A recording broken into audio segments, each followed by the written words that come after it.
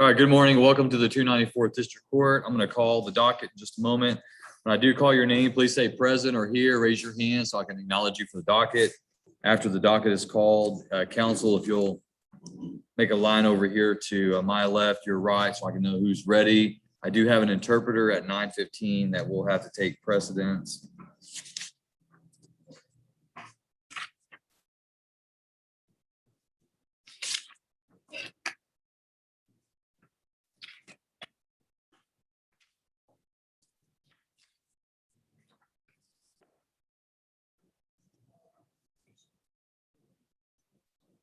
Wendy Johnson, you got to say something. I saw the hand, but I didn't hear anything. Joshua Prater, Isaiah Rosser,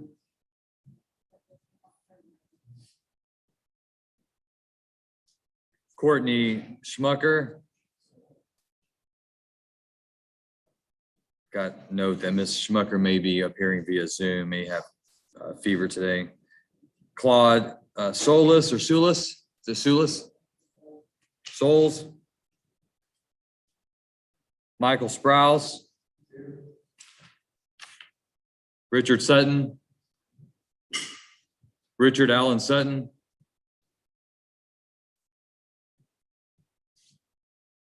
Lane Swanson. Rebecca Fields.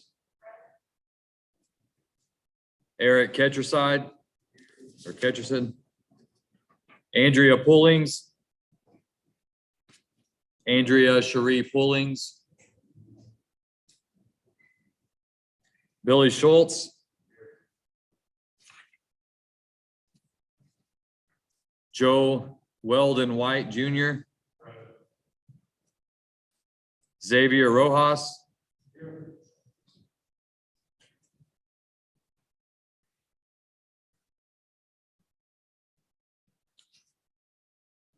Lauren Northcutt. Randy Rhodes. Craig Turner is verified in custody in the Kaufman County Jail. Shelby Newton.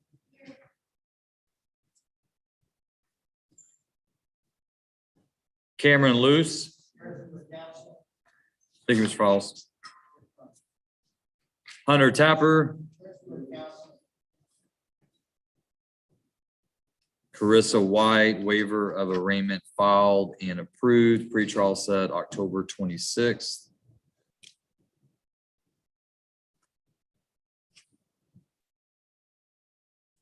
Veronica Sturgeon. Thank you, Mr. Casillas. Amanda French.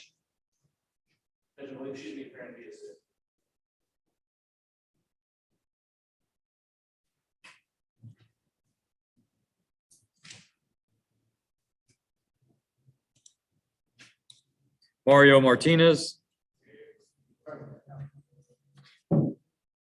Jose Perez.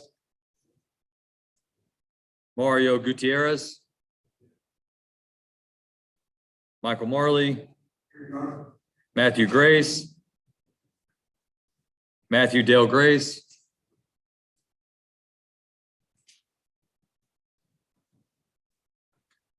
Justin Harrell, waiver of arraignment granted, pretrial set October 12th. Thomas Meek. Thomas Meek.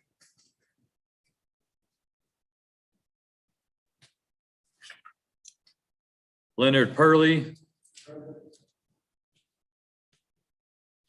Avery Plunkett. It's been verified in Dallas County Jail. Tony Curtis. Marcus Ellison. Wendy Paul.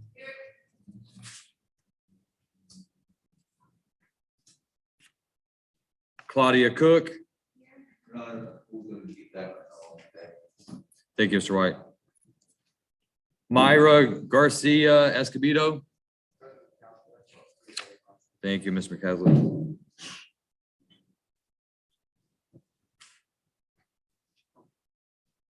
Clarissa McMillan.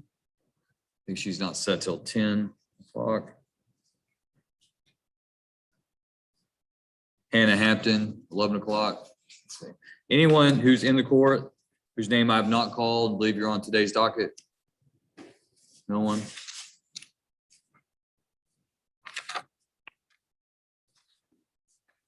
All right, counsel, I can take a couple before my interpreter. My interpreter's not here yet, so. Mr. Files, are you ready? We're ready on camera, Luke, Your Honor. Mr. Luce, Approach. you may.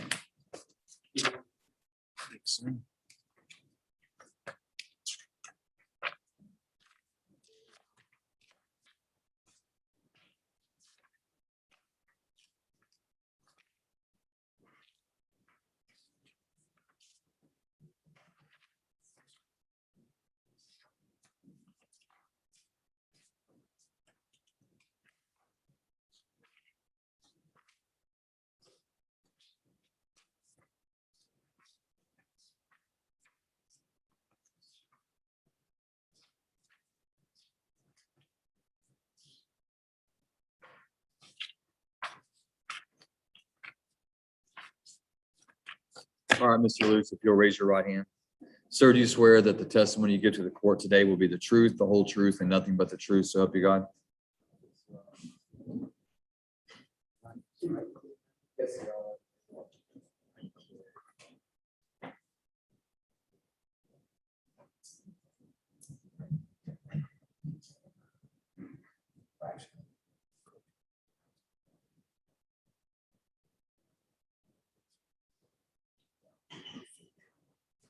Yeah. Perfect, thanks, sir. All right, Mr. Luce, are you a United States citizen? Yes, Your Honor. Do you read, write, and speak English? Yes, Your Honor. Have you ever been diagnosed with any type of mental condition? Yes, Your Honor. What is that? PTSD. Okay, are you currently undergoing treatment for PTSD or on medication for the same? No, sir. Okay, do you feel like that you have clarity of mind today and you understand, have a rational understanding of the proceedings against you? Yes, Your Honor. All right, and you're represented by your attorneys, Mr. Brett Harrison and Mr. Buck Files. Are you pleased with their representation of you? Yes, Your Honor. Do you feel like you've had enough time to discuss the case with them and have all your questions answered? Yes, Your Honor. Is there anything about the paperwork that you've read and signed that you do not understand? No, Your Honor. Mr. Files, do you believe Mr. Luce to be competent today? No issues, competency today or sanity on the day we didn't die. And have you explained to him his legal rights and also the advantages and disadvantages of a deferred adjudication plea? Yes, Your Honor, we have. All right, Mr. Luce, you are charged by indictment with a second-degree felony offense of possession of a controlled substance in penalty group 2, greater than or equal to 4 grams, but less than 400 grams. That does carry a range of punishment of not less than 2 years or more than 20 years confinement in the Texas Department of Criminal Justice and a fine not to exceed $10,000. Do you understand that range of punishment? Yes, Your Honor. I see here that the plea agreement in your case that you want the court to approve is that you're going to plead guilty to that offense, and the state's recommending to this court that I defer a finding of guilt. That means I do not convict you of that offense. Rather, I would defer a finding of guilt in your case and place you on community supervision for 6 years, assess a $2,000 fine plus restitution, court costs, reimbursement fees, and the state would be agreeing to consider and dismiss 2 unfiled drug cases. Is that your understanding of the plea agreement? Yes, Your Honor. Yours as well, Mr. Files? That's correct, Your Honor. All right, Mr. Luce, understanding the plea agreement and the range of punishment, how do you plead to that offense? Guilty, Your Honor. And Mr. Luce, are you pleading guilty because you are guilty of committing that offense? Yes, Your Honor. Has anyone threatened, forced, or pressured you to plead guilty today? No, Your Honor. All right, court accepts the defendant's plea of guilt at this time. Mr. Files, any objection to the stipulation of evidence? Sorry, Your Honor. Any objection to the stipulation? Stipulation. All right, states 1 is admitted and the court takes judicial notice of the defendant's judicial confession. Anything further from the state? From the defense? No, Your Honor.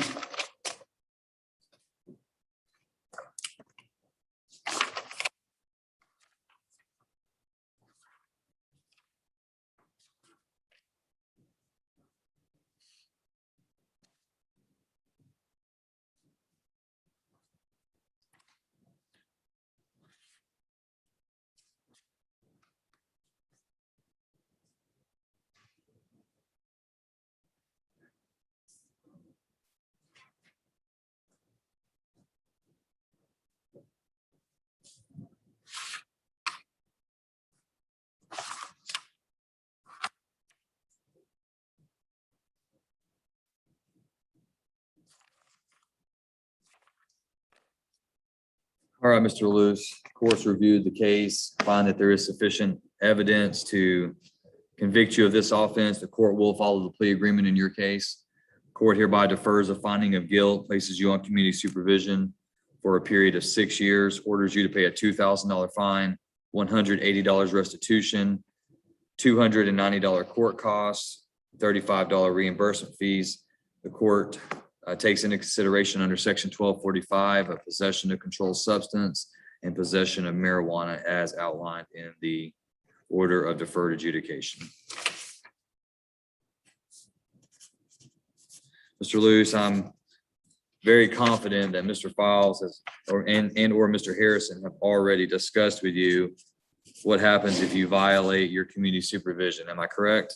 Yes, you are. And so they told you that if you violate, the state could file a motion, and if they bring you back to court and they prove to me that you violated, the court would not be taking up the issue of your primary offense. The court would be taking up the issue of your violations. Is that right? Yes, you are. And you understand that if I find that you violate any of the terms of your community supervision, the court could assess all the way up to the maximum 20 years in prison for you. You understand that? And Mr. Lewis, how old are you? 26. Married? No, you're right. Kids? You got a job? Yes,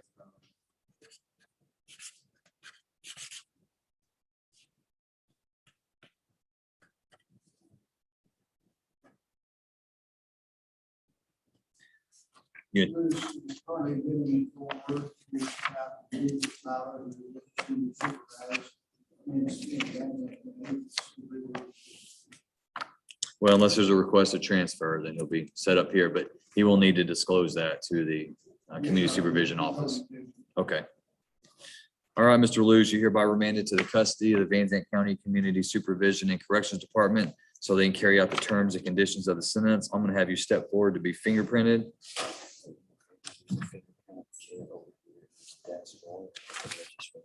There, and then give all this to Ms. Burns there, and she'll take it.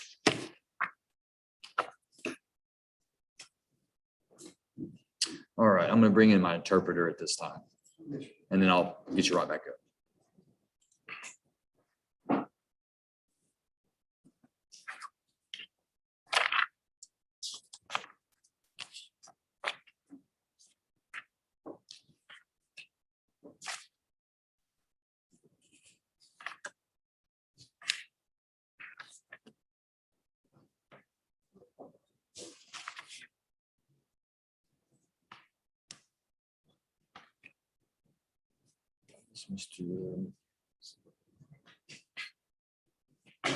Is Mr. McHaslett in here? I'm not. Ms. Tabraham, is it Mr. McHaslett's client that has the interpreter? By the interpreter. Good morning, Your Honor. Yes, it Good is. morning. Good morning. How are you? I'm doing very well. According to the interpreter's records, indeed, it's Mr. Servando McHaslett. Yes. Thank you so much. Let me get you set up here.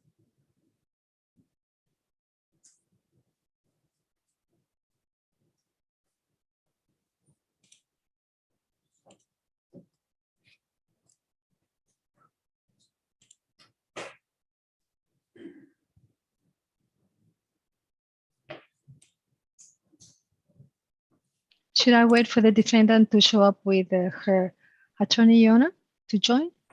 That way I can talk to her or to them. Mr. Gutierrez, Mario Gutierrez.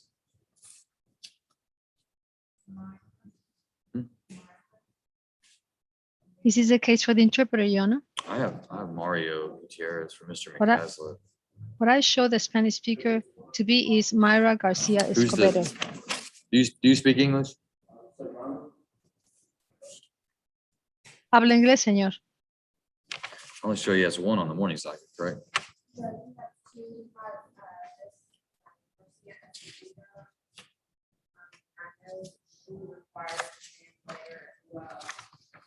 Mr. Gutierrez, do you speak English? Señor Gutiérrez, No. ¿habla inglés? Where is Mr. McHaslett? I said I was going to take up his case at 9:15. Yeah, will you get him? Yeah, the whole show has come to a halt for him. If you may please record me, the interpreter have the gentleman's name. The gentleman before Mr. the court. Viers, Yes. is the channel seem to be set up the way you need it to be Yes, set Your up? Honor. Yes, Your Honor. Can you hear me? All right, I can't hear you and I'm on the Okay. English channel. Give You're on me, the English give me channel? 1 second.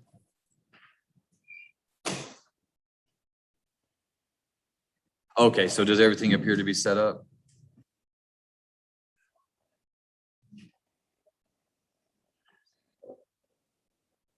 Correct, yeah, I'm waiting for his attorney, so make sure this is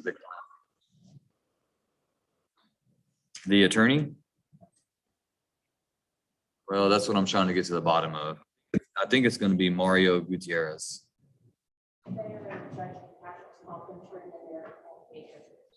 They're gonna do what? Okay.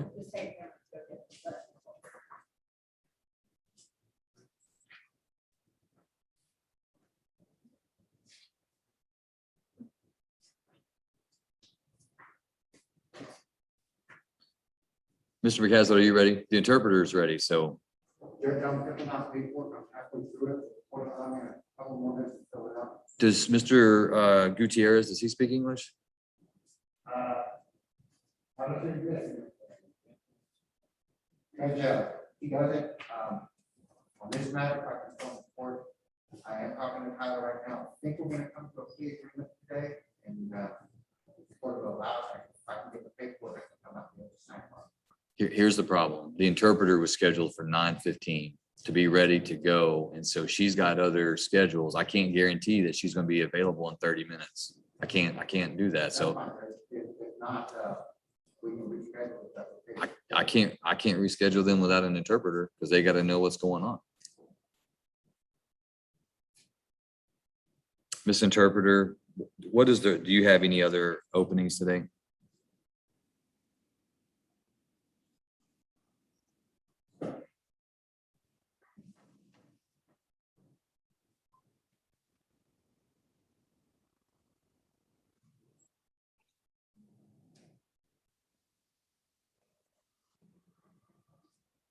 Okay, so your two clients today, you think that you could resolve both of them? I believe so, Your Honor. Okay, and you said 11 a.m. You're available at 11 a.m.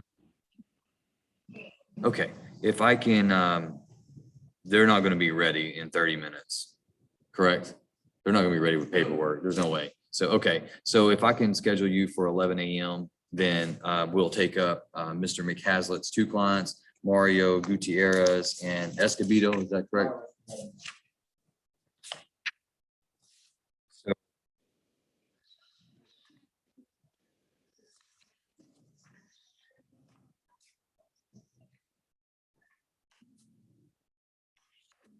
No, yes, I have it, CR 21167, but it appears that there's another individual that Mr. is representing today that's also going to need your assistance. And it will be, yes, Mario Gutierrez, correct.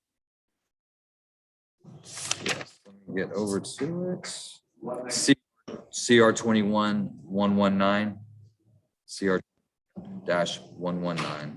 I've got Mario Alberto Gutierrez.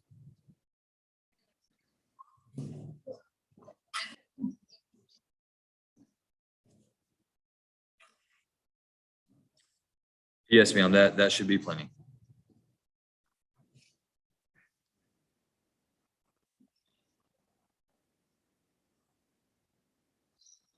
Thank you, ma'am. I appreciate you very much. Sorry for the confusion.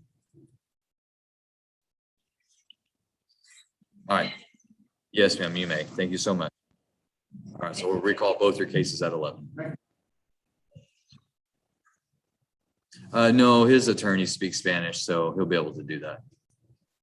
Thank you so much. I'll be downstairs for 14 down. Okay. All right, Mr. Files, who are you ready on now? Mr. Tapper is going to be the one. Hunter Tapper. CR 2371.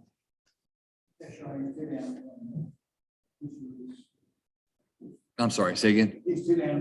No, I haven't. No, I've already called him. Mr. Tapper, you're set for docket call today. Go ahead, Mr. Files. Ms. Curry and I have had many conversations about this case. However, her office only received this file, I believe, Thursday or Friday of last week, and she was not prepared to get off on behalf of the state. Mr. Tapper believed that he had been exposed to COVID yesterday. We talked to him, of course, where we asked for what the court wanted him to do.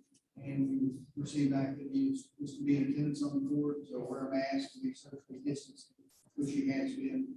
He tells me he's going to get a COVID test, so we need the court today. Okay, I don't have any notes that Mr. Tapper has any symptoms, or I don't have any of that information you just told me. Who was that given to? Was that, Legal assistant yesterday afternoon at the office. and who'd she give it to though? I mean, I don't have any of that. And Ms. Tabraham usually comes to me and writes all this. We discuss it on whether or not we want him to come or not, but I don't have anything. So, no, that's okay. I mean, he's here. That's the main thing, but, and you said that the state just got the case a week or so ago? Judge, we received this case 9/8. It's not yet fully scanned in. The new case, there's a brand new case. The case on your docket, there's a brand new case. Okay, that's my confusion, because I show this is the sixth setting on the possession case. I don't know anything about a new case. So what's that about? We agreed that we would try to resolve both cases at the same time, and keep them waiting for the second case to come in. Without regard, we waited to get their office as of Thursday or Friday. And she did not have the opportunity to review it and make an offer on behalf of the staff. It's gonna, obviously, my next question is gonna be, did he pick up a new charge while he's been on bond in this case? Yes, Your Honor. All right, Mr. Tapper, come over here and have a seat. I'm gonna have you drug tested, and we're gonna take up the issue of your bail. Do you have a few minutes, Mr. Files? Do you have a few more minutes? Yes, Your Honor. Of course. Yes, Carl. That's it. Yes, thank you, sir. Yes. Is it Casillas? Is that- Right here. Email to send so I can get. Okay, do this. Keep this, and whenever I give you the date, you'll write it in right there. Today's date, here's a reset date. You'll do the time, and then you'll rip it off. You'll give them the yellow, and the white will be turned in up here. Thank you. Veronica Sturgeon, CR 21-248.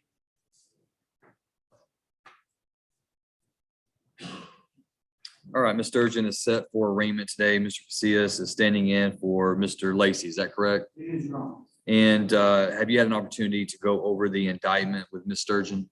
Yes, Your Honor. This is the basic questions. Are you ready for arraignment? Yes, Your Honor. Is her name spelled correctly? Yes, Your Honor. And does she understand what she's charged with? She does, Your Honor. And how does she wish to plead? At this point, she's not guilty. All right, the court will admonish Ms. Sturgeon that the range of punishment for a possession of controlled substance, penalty group 2, greater than or equal to 4 grams but less than 400 grams, is confinement in the Texas Department of Criminal Justice for not less than 2 years or more than 20 years, and a fine not to exceed $10,000. Court will find that Ms. Sturgeon has waived the formal requirements of arraignment. Court will enter her plea of not guilty into the record and will set pretrial in this matter. Are you available, or Mr. Lacy available on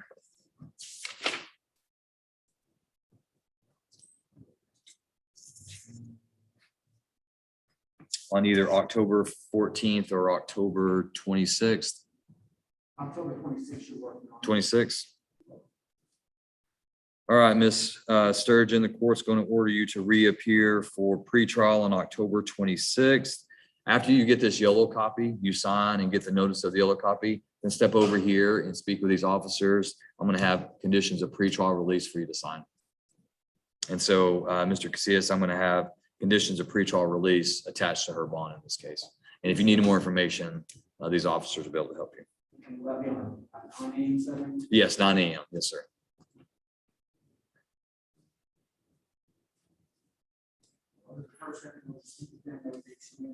Yes, yeah. Give her, she can come around here, she can sign that, you give it to her, and she can meet with these officers. You may. The pre-trial release conditions were signed in December of 2020, and the new offense is alleged to have occurred in October of 2020. So I don't believe the offense itself is a violation. However, it's obviously benefit is drugs. Okay, thank you. I appreciate that. For your information, the offense is a chapter 62 offense. That's why it's taking. so long. Okay, thank you.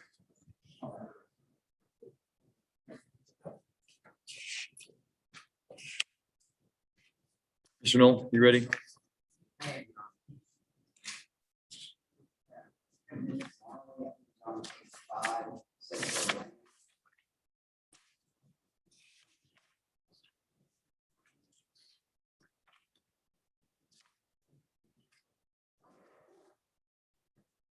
Michael Paul Marley, CR 21-225.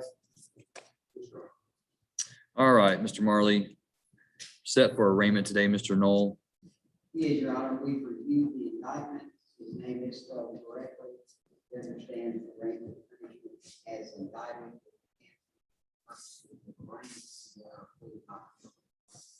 All right, court will find that Mr. Marley has waived the formal requirements of arraignment. Court will enter his plea of not guilty into the record and set the case for pretrial. Looking at October 14th or 26th, Mr. Knoll. 26, I hope to be on a meeting, so to speak. 20, you said you really want the 26th? Is that what you said? No. San Diego. It worked fine, I thought. Um, I thought it worked fine. All right, Mr. Marley, court's going to set you for pretrial on October 14th at 9 a.m. So we do have an issue with Mr. Marley, and he's aware of it. I spoke with him yesterday. Mr. Marley appeared yesterday during the court civil docket and was inquiring about his setting today. And so I had Mr. Marley come in here and we had a discussion about the fact that his bondsman had filed a 1719 release of surety, and a warrant had been issued for him, and the warrant is active at this time, and it was issued on September 2nd. I allowed, because Mr. Marley had appeared yesterday, I told Mr. Marley that he could try to arrange some kind of agreement with his bondsman before today. The bondsman has contacted me. I've had a discussion with her, and she has indicated to me that she's not willing to go back on his bond. And so she's asking the court to execute the warrant. And so the court's going to do that today. I'm going to execute the warrant, but I am going to keep bail set at the same 10,000 that it was on. Does it run far as the basis of 17? My recollection from the affidavit was that Mr. Marley had not kept in contact with the office. They were unable to reach him. And that's, I think there was a, well, the issue with his phone and his ability to have the connection with his phone. I think he indicated that he had used his employer's phone, but they're not going to stay on. Well, the surety indicated to me this morning that she attempted to reach him through all of his contact information, and that the only one that she was able to make contact with was his employer. And the employers existed for about 3 weeks. And so she said it's too much of a risk for her, and she asked the court to execute the warrant that I've already authorized. So Mr. Marley, unfortunately, I'm gonna put you in custody, but I'm gonna set the bail at 10,000 that it originally was. Okay? I understand your frustration, but come on forward. We'll just put it in the custody and leave it over here in the box. There may be some extra cuffs in there. Mr. Waddell may be able to help you in that cabinet.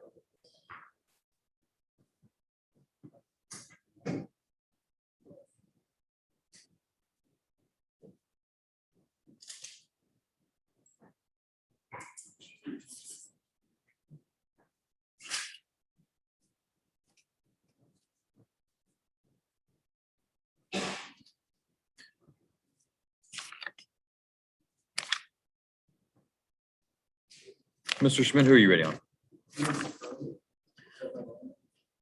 Leonard Purley, CR 21-234.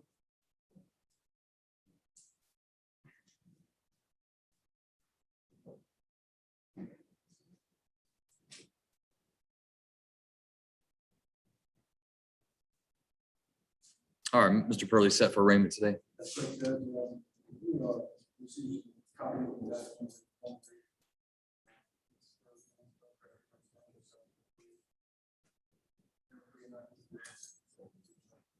All right, court will find Mr. Purley has waived the formal requirements of arraignment. Court will enter his plea of not guilty into the record and set him for pretrial 14th or 22nd or 26th. No, we were maxed out on the 12th. I think right now I'm over 70. Court sets Mr. Purley for pretrial on October 26th at 9 a.m.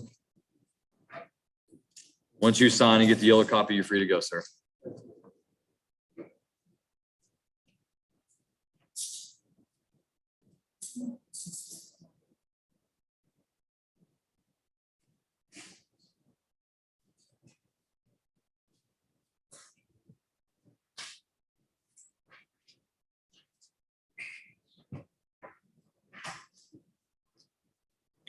All right, let's go ahead and set, let's go ahead and call CR 21-268-269 State versus Avery Avery, Darian Plunkett. I show that Mr. Plunkett is in the Dallas County Jail, and so we'll just set that for arraignment and status on 10/26. Do you have any additional information? No. Okay. Is that all you had this morning? You're very welcome. We have a clean result, Your Honor. We have a clean result. Where's my officer at?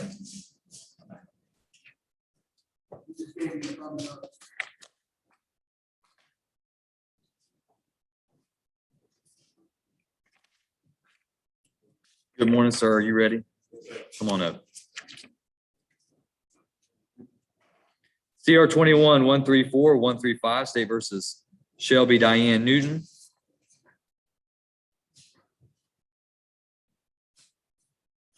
Miss Newton, you can't come in here wearing a tank top. You can't come in here wearing that. You understand that? Next time you come to court, be dressed for court. It's not Walmart. You understand? If my regular bailiff was here, you would never get into the courtroom. You'd be put in orange jumpsuit. You understand? I want you to have a little respect for the decorum of the court, okay? Mr. Crawford, Ms. Newton is set for docket call today. Any announcement? Are you still negotiating with the state, or do y'all know that you're not gonna be able to reach an agreement on anything? Say, can you tell me what the offer is in the case?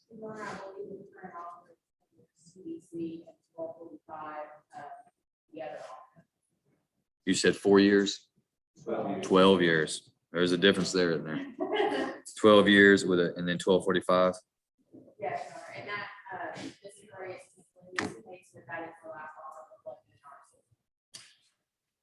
All right. Are you available on either the 14th or the 26th, Mr. Crawford?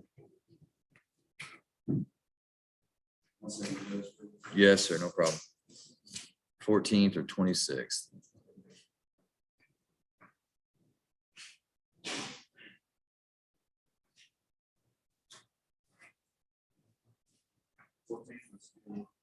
All right, Ms. Newton, you're ordered back for your final docket call on October 14th. And so, Mr. Crawford, that day, I would just expect to hear plea agreement or request for trial. Yes, Your Honor. 9 a.m. Yes, sir. When she gets the yellow copy, then leave the white copy with me and she's free to go.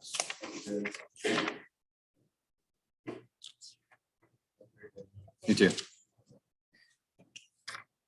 We good on tap?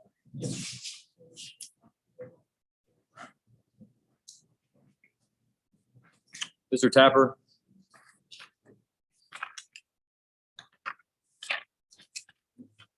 Please, the court. All the court's cases on my expectation and remedies. Ms. Curry and I had tried support in earlier docket call that there was a second case pending, willing to resolve both of the same matter. The court was already raised to have it on once.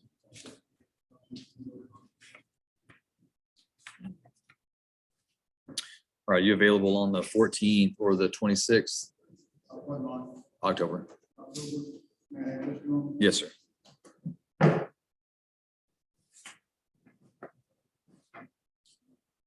Let me get this. It's like 4%, I feel.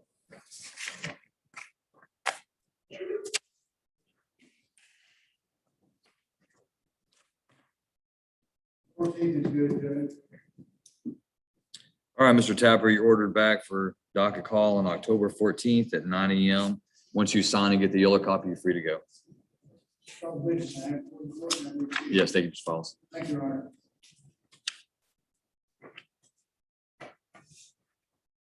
Good morning, sir. Can you remind me your name? Robert Simmons or Cynthia Barber. Okay, yes.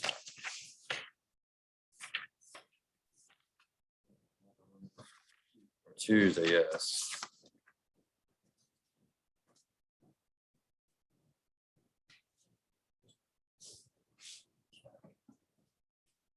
Xavier Rojas?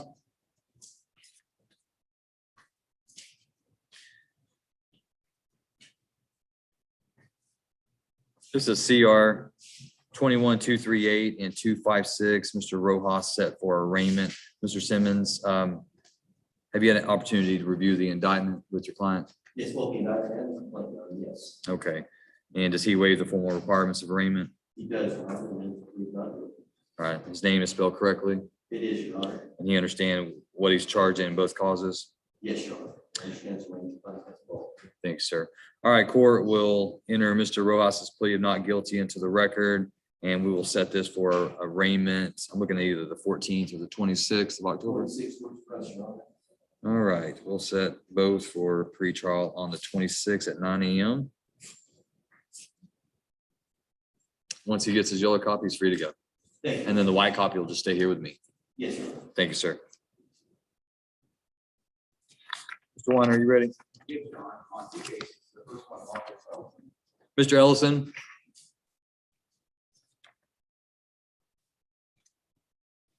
CR 2161, Mr. Ellison's set for docket call. He is good. I picked up a new piece of discovery from interviews.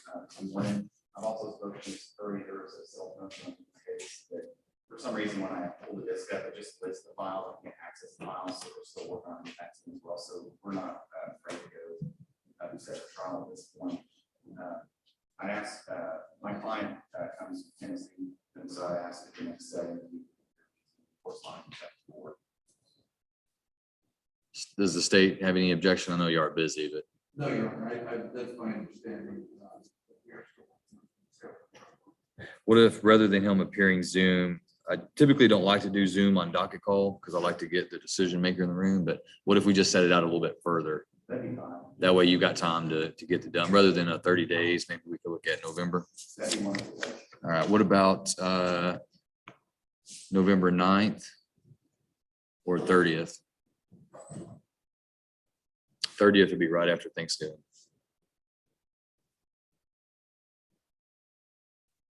That's 30 will be fine. And hopefully we'll be able to get everything without the money to be able to report 90 direction we're going. All right, Mr. Ellison, I'm going to order you back on November 30th at 9 AM. And Mr. Weiner will have a notice for you to sign here, okay?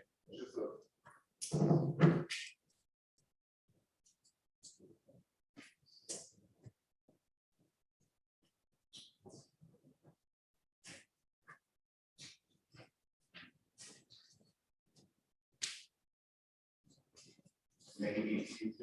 Yes. Wendy Paul? Okay. I got paperwork. Okay.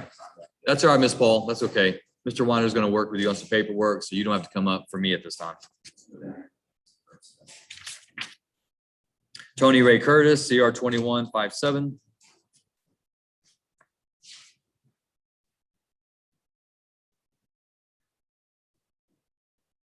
Mr. Curtis set for docket call. Yes, Your Honor, we had a waiver for jury trials that we have an agreement for a plea bargain. My client has some things he's working on, he'll have to take care of before he executes a plea. Okay. So we'd ask to set this for the next waiver jury trial. Okay. Yeah. Yes. Sir.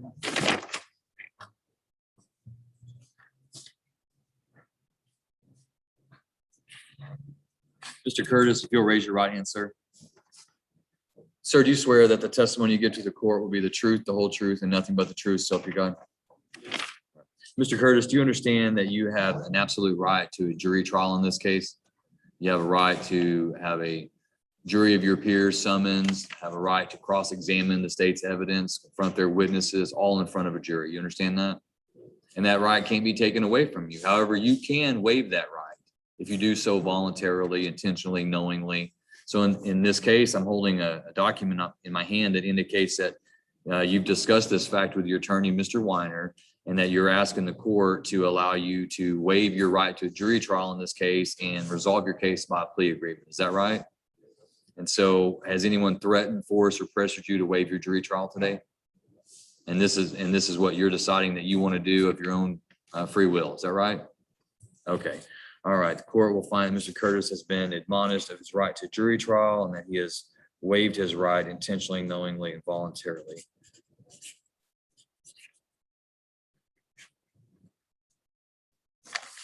All right. And do you have a specific date in mind, or is 30 days going to be enough? Honestly, Judge, the November 30th day is the court's main partner. That'd probably be best. That's fine.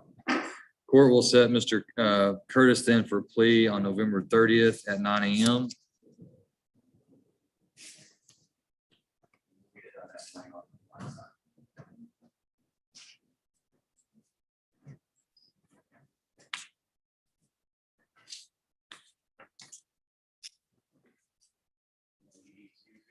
Yes, your excuse. Then I'll circle back up. Okay, yes, sir. Mr. Adams, are you ready on anyone? Or do you need time? That's fine.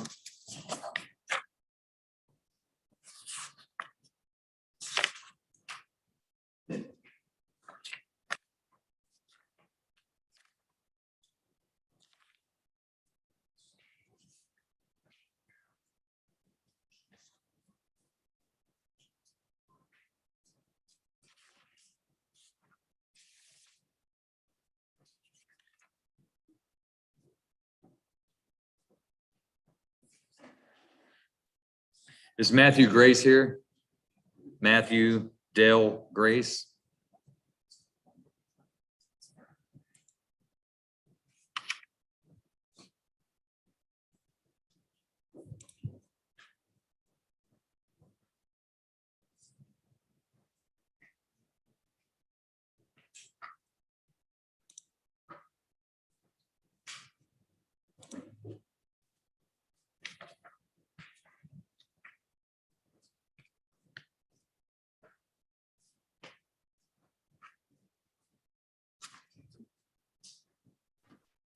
Hello, Yeah, who's speaking?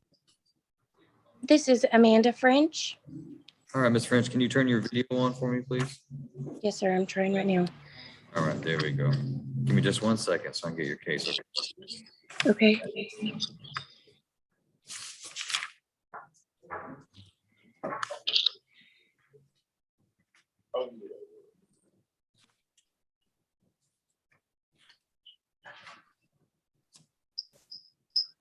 All right.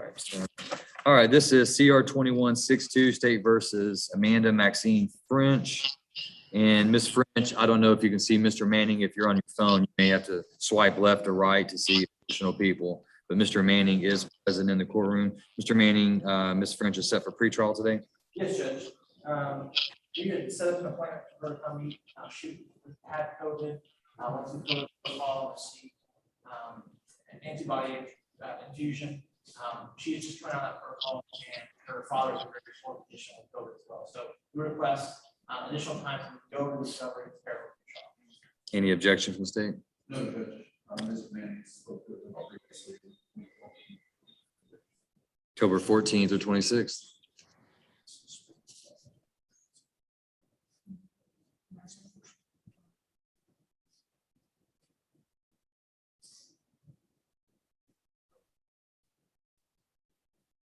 Judge 14th would be great. All right, Ms. French, court's going to order you to appear on October 14th at 9 a.m. and you are free to go. Thank you so much. You're welcome. Bye-bye.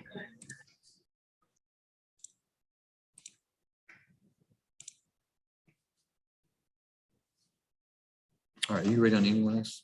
Judge, I'm ready on Mr. Martinez, Mr. Reset, for a plea, and then Mr. Perez is going to be a plea today. And I'm also examining for Mr. Sanders, on Mr. Reed, have, met with Mr. Reed at this time. You have or haven't? Called his name earlier and he wasn't here, so we'll call him again. Mario Martinez. You may.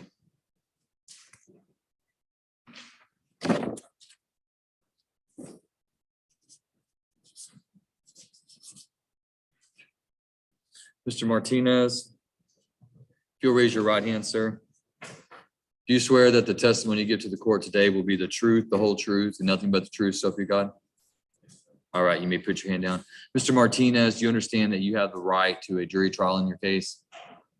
You understand that that right can be taken away from you. However, you can waive your right to a trial. You understand that once you waive your right to a trial, most of the times it cannot be restored to you. That means you're not going to get it back. And you understand that if you waive that right to a jury trial, then your case is either going to be resolved by a plea agreement, or you're going to have a bench trial. That means the judge would decide, or another judge would decide your case. Do you understand that? You have to say yes or no, so my court reporter can write it down. Okay. And so, Mr. Martinez, you've discussed this with your attorney, Mr. Manning. And has anyone threatened, forced, or pressured you to make you feel like you had to waive your right to a jury trial? And this is what you want to do? All right, court will find that Mr. Martinez has been admonished of his right to a jury trial and has intentionally, knowingly, and voluntarily waived the same. Court approves the waiver of jury trial. And do we want to set this for a plea, Mr. Manning? Yes, Judge, we can set that on the same October 14th. All right, Mr. Martinez, I'm going to order you back before the court on October 14th for a plea agreement to resolve your case. Once you sign the notice and get the yellow copy, you're free to go.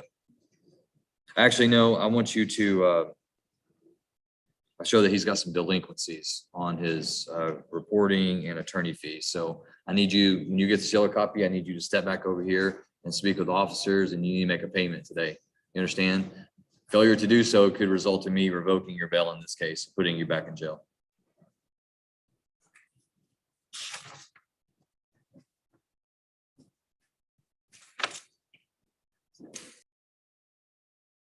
Next one has Mr. Perez. That would be a plea today. Did you say, oh, are you ready on it? Yes, Judge. Yeah, if you'll go ahead, and bring it.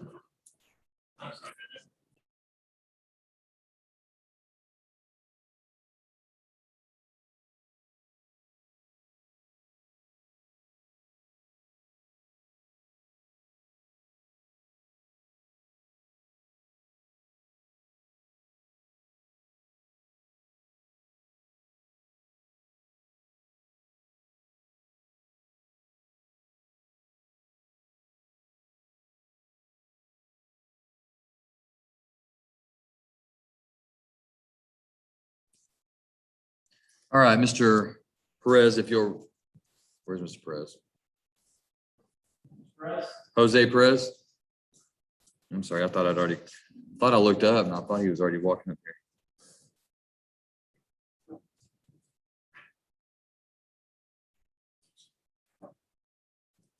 All right, Mr. Perez, if you'll raise your right hand. Mr. Perez, do you swear that the testimony you give to the court today will be the truth, the whole truth, and nothing but the truth, so help you God? All right, you may put your hand down. Your name is Jose Eulalio Perez, is that correct? And Mr. Perez, are you a United States citizen? Do you read, write, and speak English? Have you ever been diagnosed with any type of mental condition? In this case, you're represented by your attorney, Mr. Jonathan Manning. Are you pleased with his representation of you? You feel like you've had enough time to discuss your case with him and have all your questions answered? Is there anything about the paperwork that you've read and signed today that you do not understand? Mr. Manning, do you believe your client to be competent today? Yes, Judge. And you've explained to him his legal rights? And you believe he understands them? Yes. All right, Mr. Perez, you are charged by indictment with a state jail felony offense of abandoning or endangering a child with criminal negligence.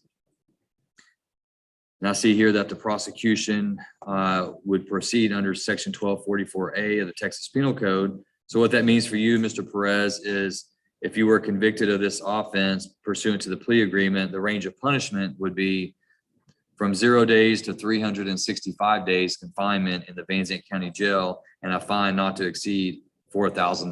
Do you understand that range of punishment? And I see the plea agreement is that you're going to plead guilty to this offense. The recommendation is 2 days confinement in the county jail, that you would receive credit for 2 days of time already served, and that you would be fined $1,000, ordered to pay court costs of $290 and reimbursement fees of $590. Is that your understanding, Mr. Perez? And that's what you want the court to approve? Mr. Perez, how do you plead to abandoning or endangering a child with criminal negligence? You plead guilty or not guilty? Are you pleading guilty because you're guilty of committing that offense? Has anyone threatened, forced, or pressured you to plead guilty today? Court accepts the defendant's plea of guilt. Mr. Manning, any objection to states one? States one is admitted in evidence and the court takes judicial notice of the defendant's judicial confession. Anything further from the state? Defense? Judge, just brief wrap, let the court know that my client has completed services with CPS, and the process of getting this back, and they're running from this, ready to move forward and take what he's learned with. Thank you, Mr. Manning.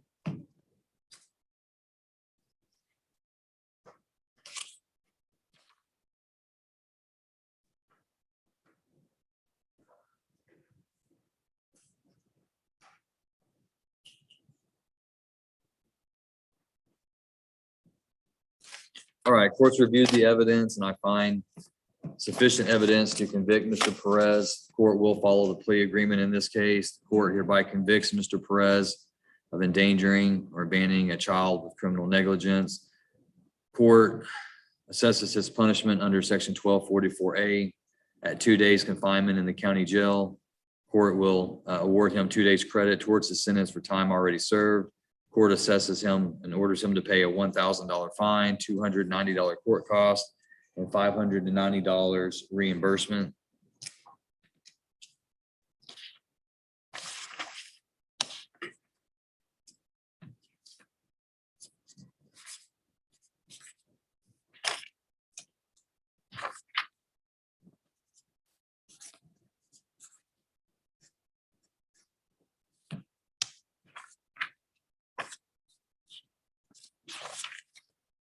Mr. Manning, have you talked to Mr. Perez about making arrangements to pay off his fines and court costs and reimbursement fees with it? I have judged and I take the evidence for past office, showed him where that is. Once you send me, I think take more down the judge. Thank you, sir. All right, Mr. Perez, once you get a copy of your paperwork, go down into the hall and set that payment plan up, okay? All right, come on forward. I'm gonna have you be fingerprinted and then you'll go with Ms. Burns here. She'll just send him down that way. She'll just give him a copy and send him down that way. Good.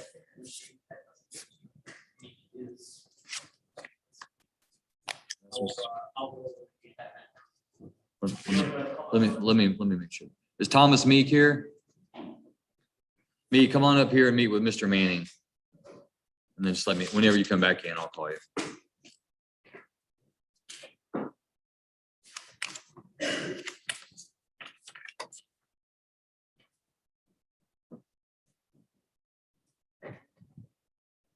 You ready, Mr. Adams?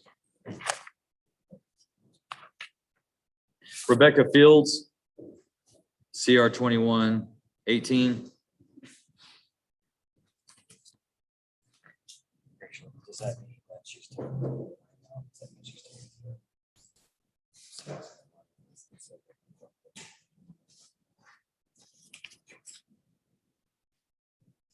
Ms. Fields is set for pretrial today, Mr. Adams. Yes, Your Honor.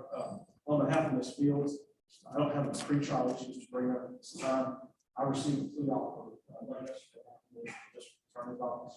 I didn't visit Ms. Fields about having my blood, so yeah, it's my anticipation that I think Ms. Fields is going to like this. Result of the plea bargain situation. However, I can't represent the court 100% if that's the case yet. So what I'd ask is that the next one has evidence. One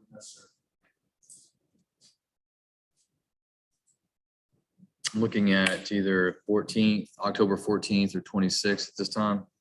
Mr. Adams? 14, 46. Yes, sir.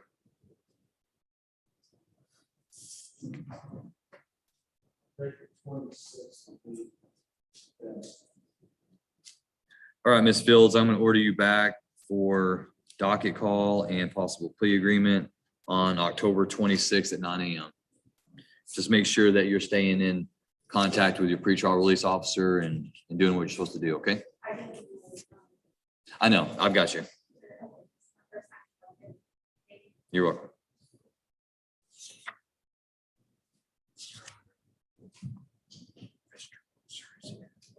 Okay, thanks.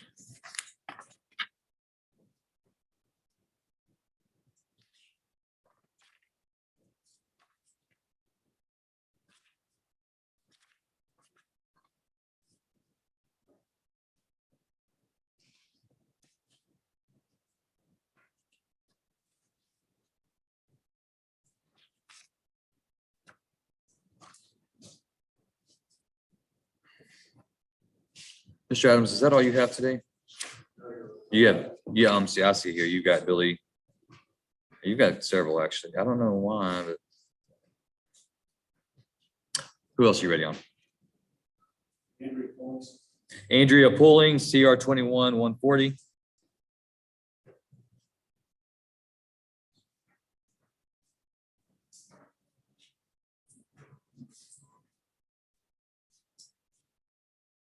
Ms. Pulling's is set for docket call today. Yes, sir. We've had an offer extended from the district attorney's office that I discussed with Ms. Pullins. We're going to accept that the offer. Did not get off the stick. Expect the work prepared this morning. So I asked the board to recess for the year. Are we doing a waiver of jury trial or anything? You want to do that? Sure. All right, Ms. Pulling, just have a seat and we'll call you back up in just a moment. We're going to do some paperwork and then we'll get you on your way. Ready on Schultz? Billy Schultz, 2020-513 and CR 21-243. All right, Mr. Schultz set for pretrial today on his felony case and docket call on his misdemeanor case. Correct, Your Honor. The misdemeanor case was just recently transferred up here from downstairs. Because there are two cases pending, which what I can tell the latest one. I'd ask the court's indulgence for resetting matters. I really kind of talked with the prosecution about to any substantial degree compromise resolution. Yes. At this point, I don't know if we're going to be able to resolve the plea agreement or if it's going to have to go to trial. All right, we'll set Mr. Schultz for docket call then on, you want to keep him on the 26th? October 26th at 9 a.m.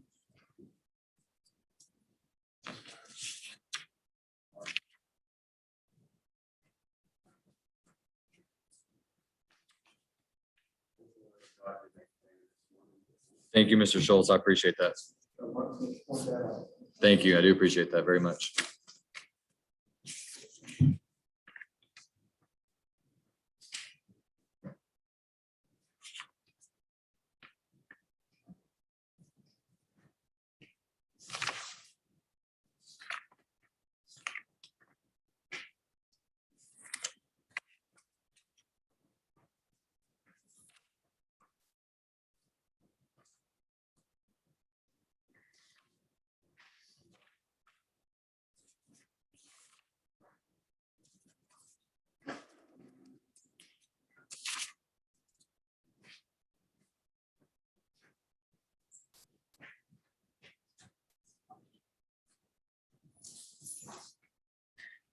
Eric Ketchersid, CR 21-223.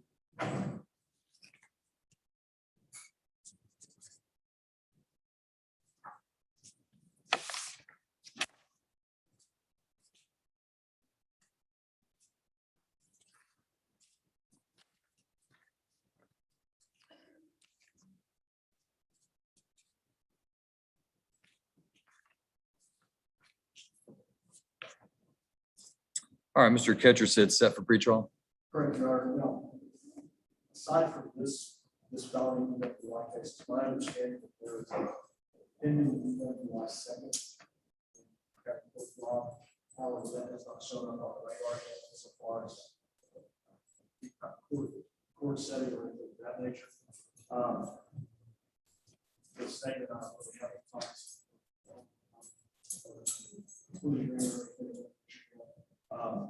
I had someone on the record, I would ask the court to recess so that I can do some things that I haven't done. Do you anticipate that you'll be moving one up or this one down to consolidate, or you gonna keep them separate? That's probably a good idea, just so for no other reason than to get some movement on my second. So I anticipate I'll get that file. When I get back to them. I need to address his delinquency. He's almost $1,400 delinquent in his pretrial release and supervision fees.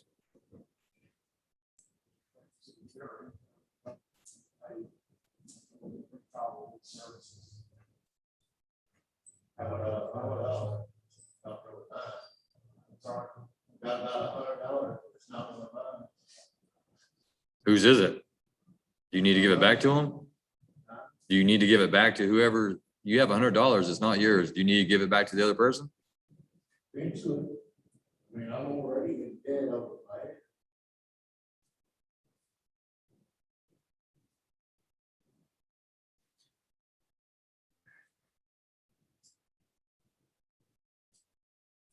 I don't know that you made, have you made any payments on your bond to pretrial release? Not since the last time I was before, not since I wrote my that.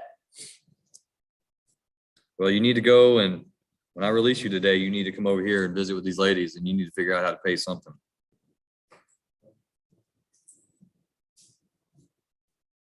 Court's going to reset. Mr. Do you want to set for docket call, or do you have any pretrial issues? I don't have anything at this time. Okay. Court sets Mr. Ketcher said then for docket call on October 26th. 9 a.m.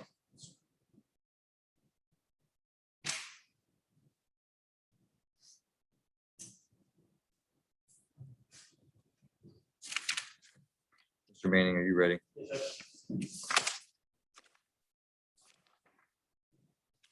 Thomas Meek, CR 21-228. Mr. Meek, just step up here. Mr. Meek, you're represented by Mr. Jeff Sanders. He's your court-appointed attorney. However, Mr. Manning has agreed to stand in for Mr. Sanders today just for purposes of arraignment. Do you understand that? So Mr. Manning is not your attorney, but he's doing a favor for Mr. Sanders, who's not able to be here today. Mr. Manning, have you gone over the indictment with Mr. Meek? I have, Judge. I would go to the indictment, I think it's spelled correctly. We understand the charge against the range of punishment at this time, he is not guilty. All right, court will enter Mr. Meek's plea of not guilty into the record, and we will set this for pretrial hearing. I don't expect you to know what Mr. Sanders' schedule is.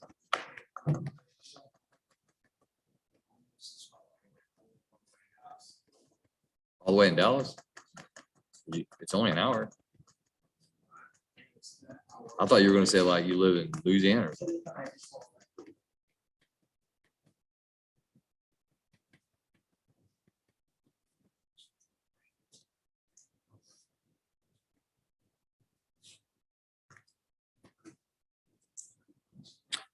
We'll set this for October 26th.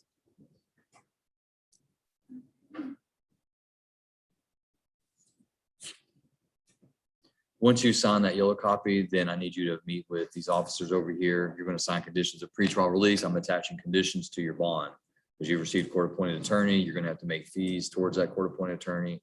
You're going to be supervised, you're going to be drug tested, all those things, okay?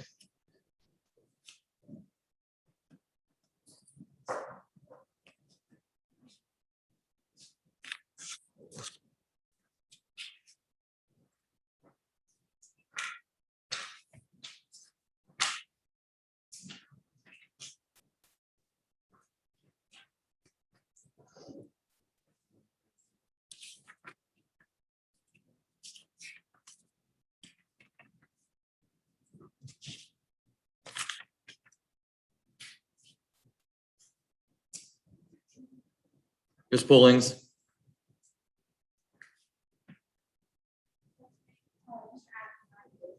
Yes.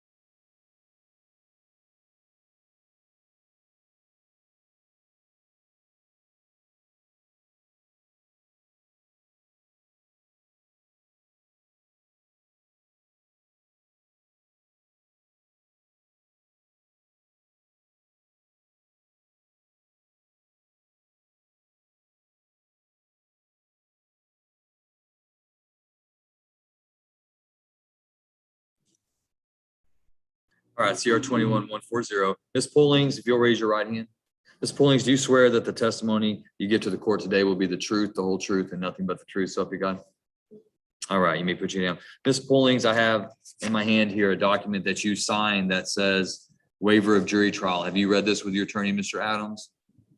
Do you understand that you have the absolute right to a jury trial in your case? You understand that no one can take that away from you, but you can waive that right if you're doing so intelligently, knowingly, and voluntarily. You understand that? And so you understand once you waive your right to a jury trial, you won't get to call witnesses or confront witnesses of the states in front of a jury. It would only be in front of a judge like myself or someone else. Do you understand that? And has anyone threatened, forced, or pressured you to feel like you had to waive your jury trial today? And you're wanting the court to approve this so that you can resolve your case by plea agreement? All right, court will approve the waiver of jury trial. And we'll set Ms. Pullings for October 14th to enter her plea agreement.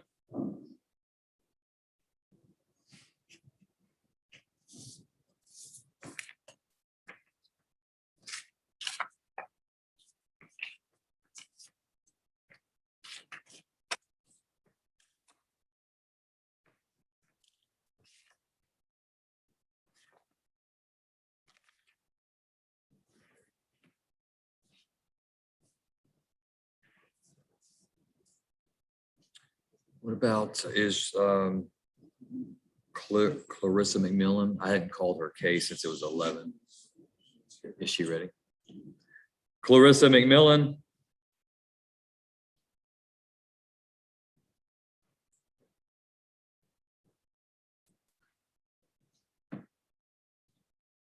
This is CR 2184, except for pretrial. Yes, Your Honor, I don't have a pre-trial issue right now. I've got that's office that I can discuss. I was more than happy to opportunity to do that yet. She and I have not been more my fault than Mr. Miller's. We haven't had any substantive conversations on the telephone up to this point.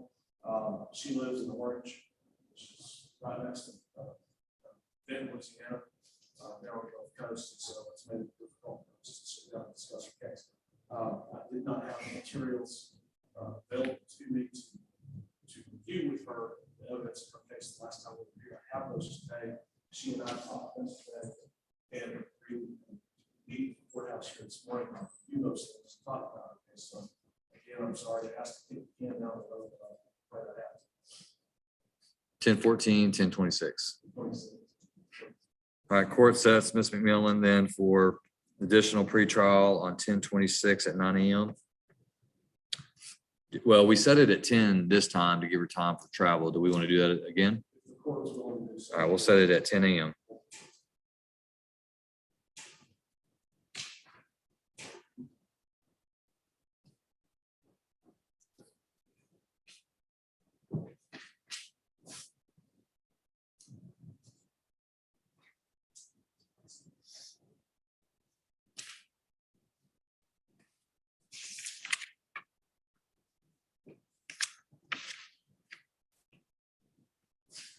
Is that all of your morning docket?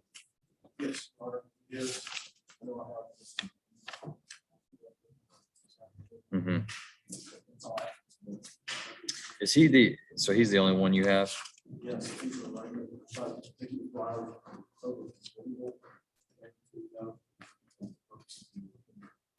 Okay. All right, and if you want to, if you finish up this morning, you want to do a waiver, if you'll get a waiver signed and bring it back, that'd be fine. They'll let me in soon. If they'll let you in the same. Mr. White, are you ready?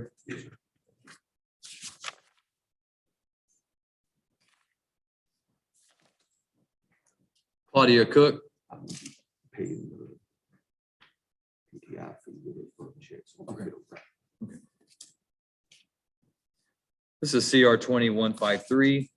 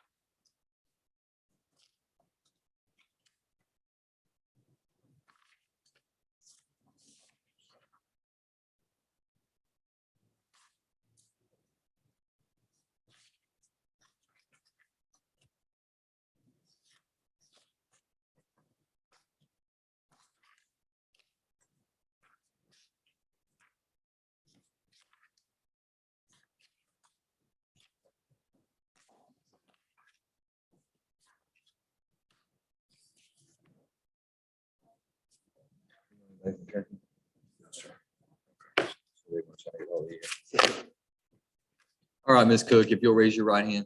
Ms. Cook, do you swear that the testimony you give to the court today will be the truth, the whole truth, and nothing but the truth, so help you God? All right, you may put your hand down. You are Claudia Suzanne Cook, is that right?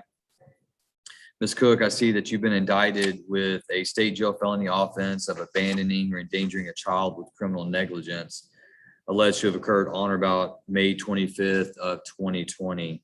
I see here that you want to enter into a pretrial intervention contract to hopefully resolve your case with the state. Have you taken an opportunity to spend time reviewing this contract with your attorney, Mr. Nolan White? Do you understand everything that you've read and signed? Are you pleased with Mr. White's representation of you?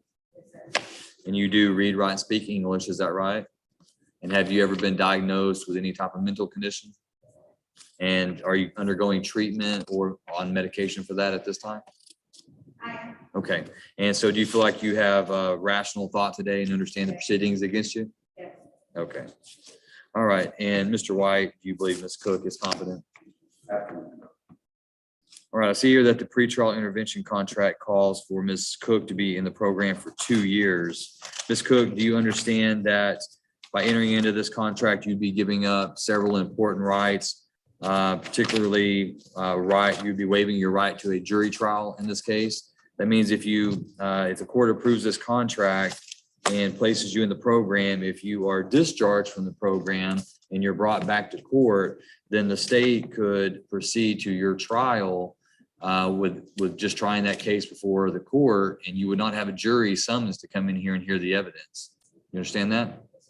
You also understand that you'd be agreeing to the admission of evidence that the state would otherwise have to call witnesses in, such as police officers, to get their information about the offense report. You understand that you would be allowing that report to come into evidence.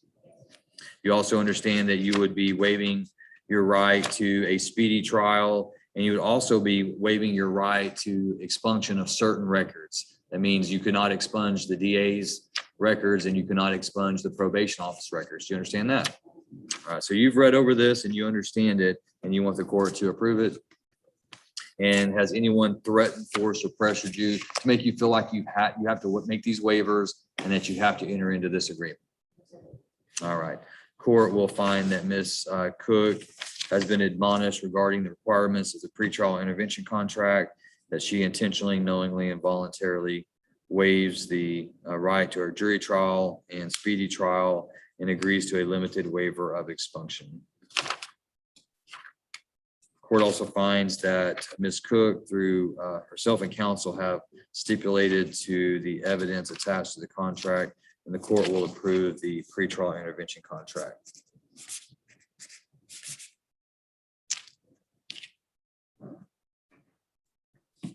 All right, Ms. Cook, I'm going to have you come forward and you will meet with the officers of the probation department and they'll give you information about the next step, okay?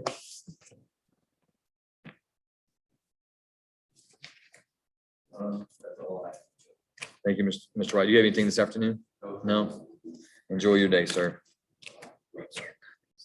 Okay.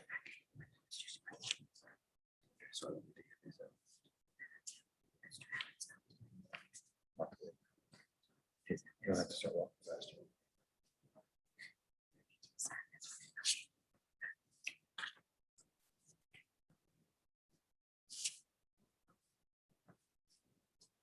All right, so Adams.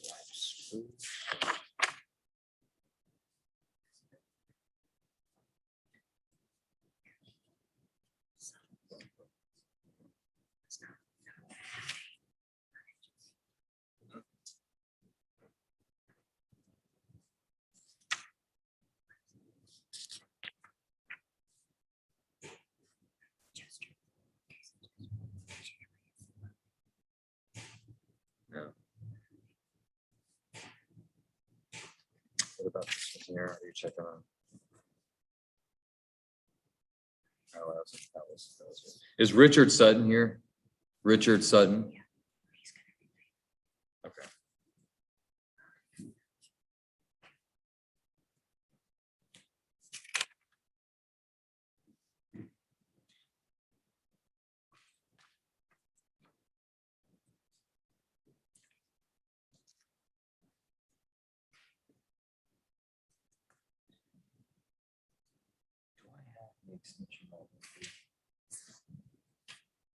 Wendy Johnson.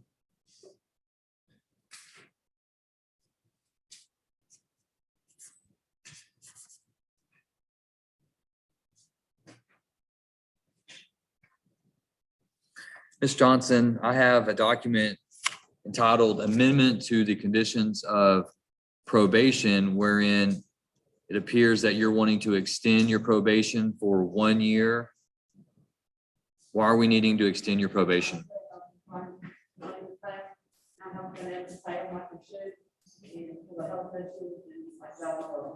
And I'm living in my boyfriend now, so I want to rent and everything, so I can take the money and put on my rent, I can pay for it. Okay. And has anyone threatened you, forced you, or pressured you to make you feel like you've had to extend? No. All right. And you believe if I extend it, it will allow you to successfully complete your probation? It will. All right. Court will approve the extension of the community supervision period for 1 year. Your new expiration date is September 17th of 2022. I'll have you come forward and meet with Officer Matura, and then you'll be free to go.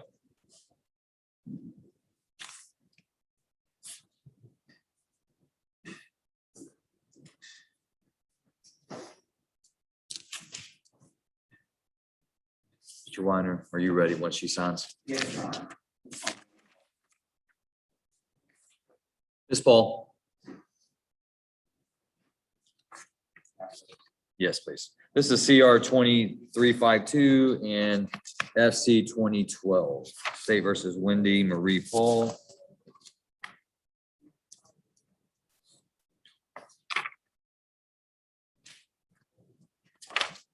All right, Ms. Paul, if you'll raise your right hand, I'm going to place you under oath. Ma'am, do you swear the testimony you give to court today will be the truth, the whole truth, and nothing but the truth, so help you God? Yes. All right, you can put your hand down. All right, Ms. Paul, are you a United States citizen? Do you read, write, and speak English? Yes, sir. Have you ever been diagnosed with any type of mental condition? All right, are you undergoing treatment for that or are you on medication for that? Do you feel like you have rational understanding of the proceedings today? Yes, sir. All right, you feel like you have a clear mind? Yes. Okay.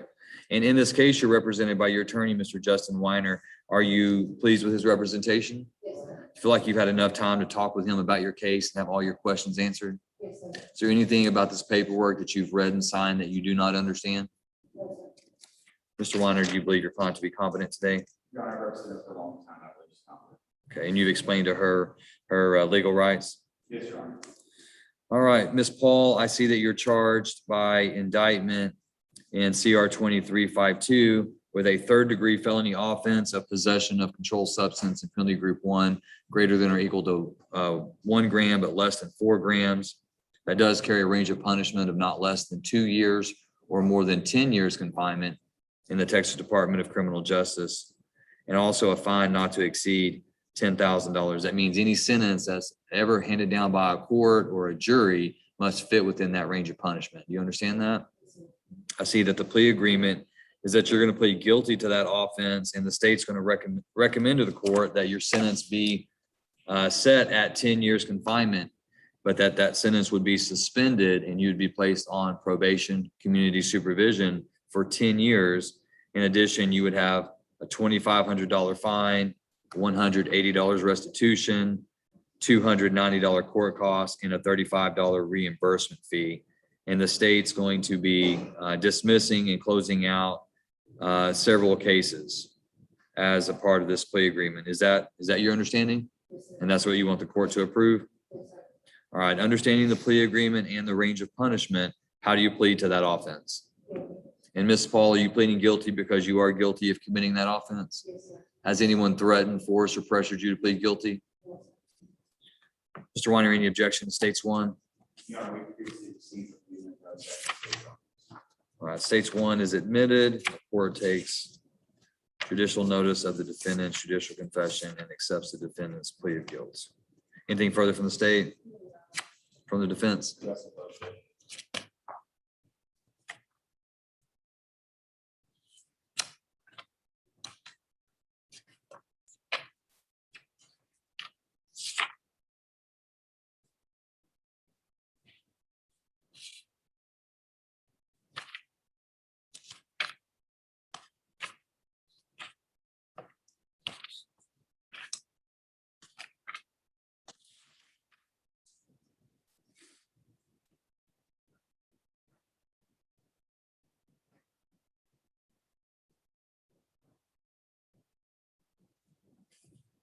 All right, court's reviewed the evidence, finds sufficient evidence to convict Ms. Paul of this offense. Court will follow the plea agreement in this case. Court convicts her of possession of controlled substance in penalty group 1 greater than or equal to 1 gram but less than 4 grams. Court assesses her punishment at 10 years confinement in the Texas Department of Criminal Justice. The court will suspend that sentence and place her on community supervision for 10 years. Court fines her $2,500, orders her to pay restitution of $180, court costs of $290, and reimbursement fees of $35. The court takes into consideration under section 1245, indicted charge FC 20-12, tampering or fabricating physical evidence, and unfiled misdemeanor M19-851, possession, controlled substance, penalty group 3. Court will place Ms. Paul on intensive supervision as a condition of her community supervision. Your Honor, he's currently residing in Harris County, so into Waddell probation, so it shouldn't be a problem transferring it out of 791. There's no right to transfer probation. It's our understanding that Harris County honestly offers. Thank you, Mr. Weiner.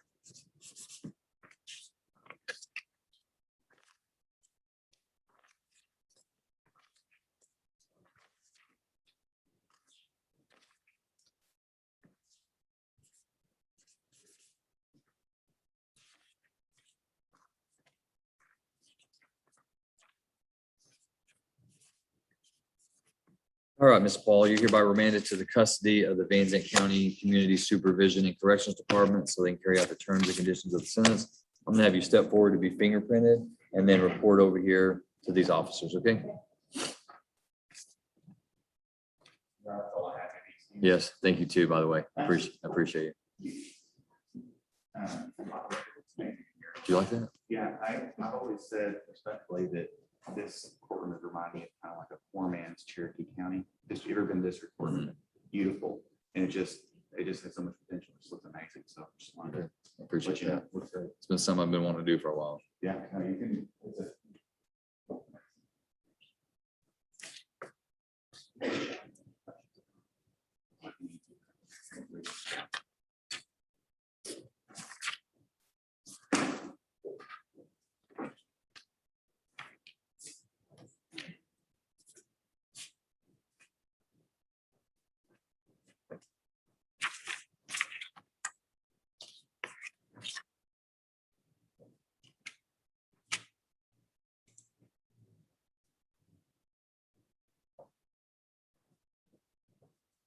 I'm gonna try to bring Mr. Ashmore in.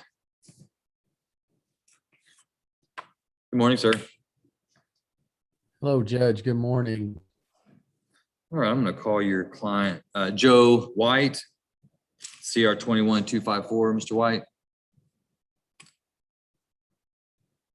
Sorry about the confusion this morning, Mr. Ashmore. Mr. Taberham told me that she forgot to send that to you. No worries, Judge. Probably my responsibility. And sorry, I was in Kaufman and thank you for letting me zoom in. Mr. White, good morning, sir. All right, this is CR 21254. Mr. White is set for arraignment. Mr. Ashmore, have you had a chance to review the indictment in this case?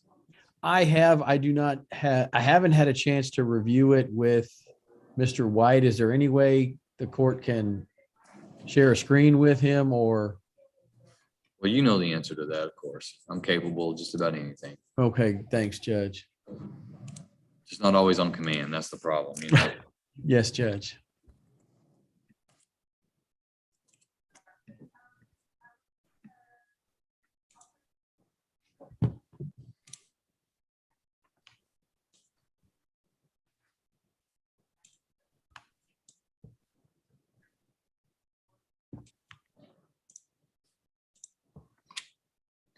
All right, let me see if I can make this work.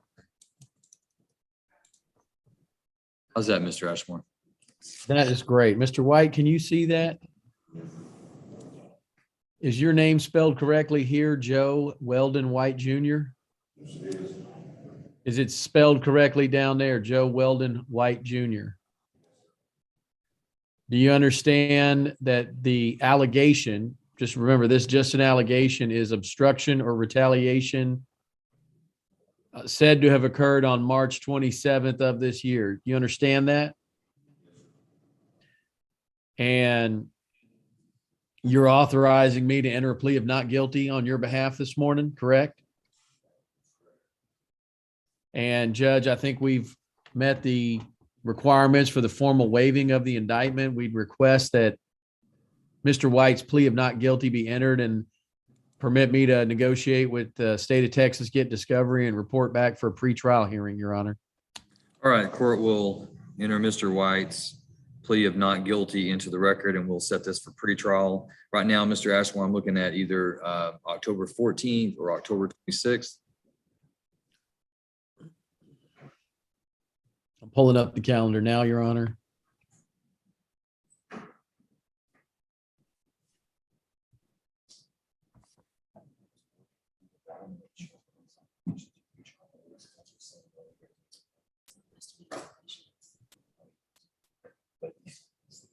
Judge, let's do the 14th, please. Oh, wait, no, wait a minute. Let's not. I'm sorry. I have a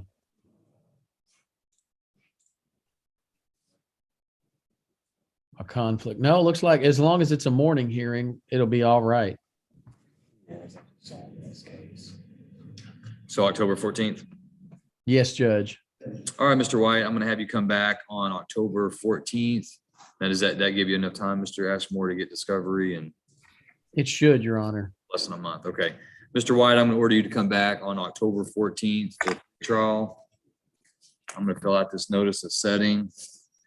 I'm going to have you sign it. It'll have the date on there. And I'm going to give you a copy of it, okay?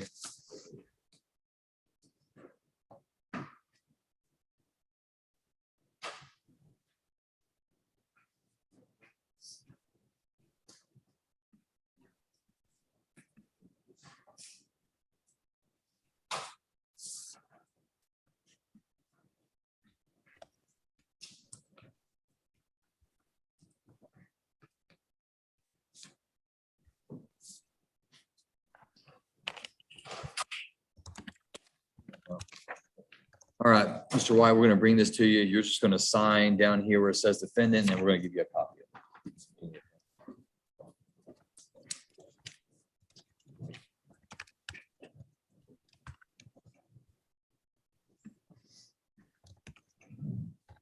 Just bring up to table. There we go. All right, I think that's all you have this morning, Mr. Ashmore. Is that right? That's it, Judge. I'll see you in a couple hours. Yes, sir. Thank you. Appreciate you. Thank you. Absolutely.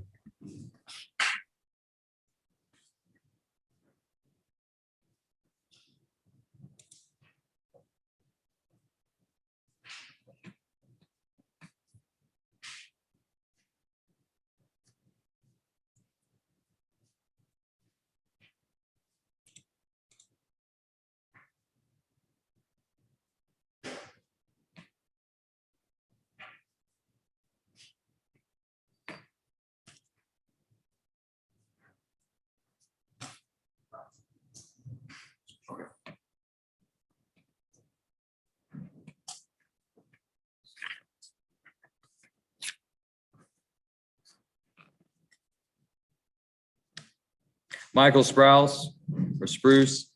Which one is it? Sprouse? CR 21247. He is set for arraignment today, and you have requested court-appointed attorney, and the Honorable Mitch Adams has been appointed to you. You had an opportunity to meet with him this morning. Mr. Adams, have you had a chance to review the indictment with your client?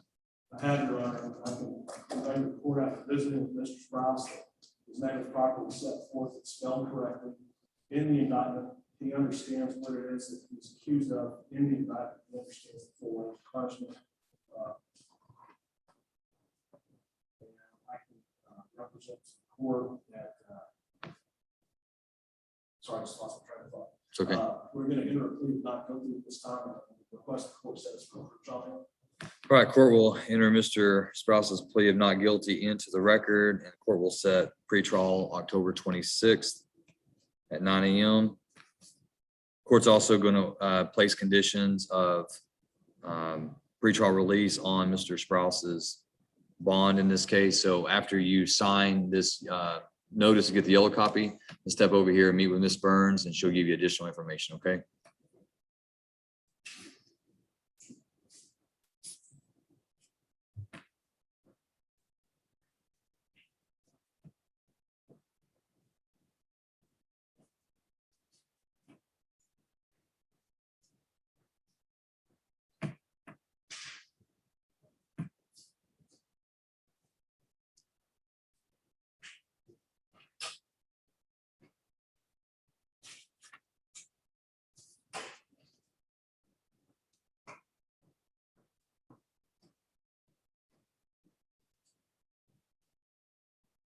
Your Honor, is that all the business that I have? You better walk quickly. You better get out of the courthouse. Hey, I would recommend you go this way, not that way. Thank you. See ya.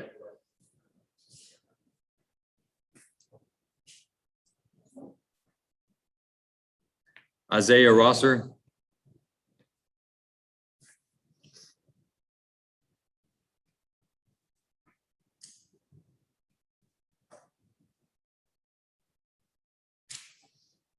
This is CR 21239. Mr. Rosser, I see that you've been indicted with a second-degree felony offense of possession of controlled substance in penalty group 2 between 4 grams and 400 grams.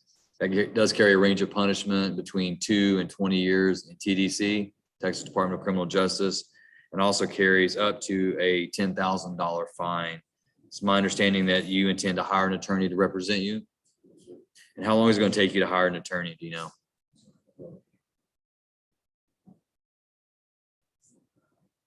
I can't hear you. About 2 weeks. So if I give you 30 days, there shouldn't be any problems with coming back with an attorney? Okay. All right. So what I'm going to do, Mr. Rosser, is I'm going to reset you until October 14th. Okay. And I'm going to have you sign a notice of setting here. And I'm also going to have you sign conditions of pretrial release. And then you're going to be free to go.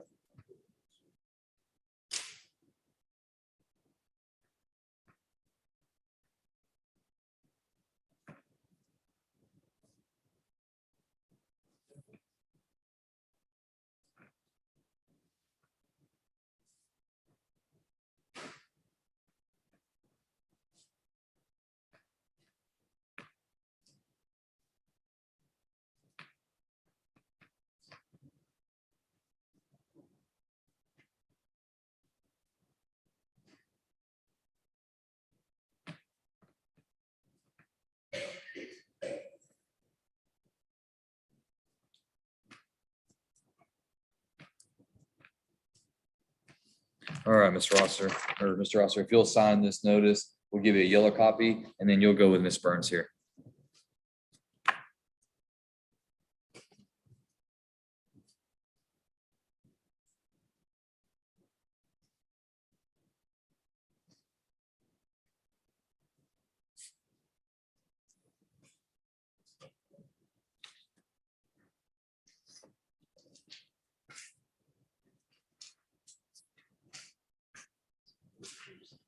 Claude Sulis.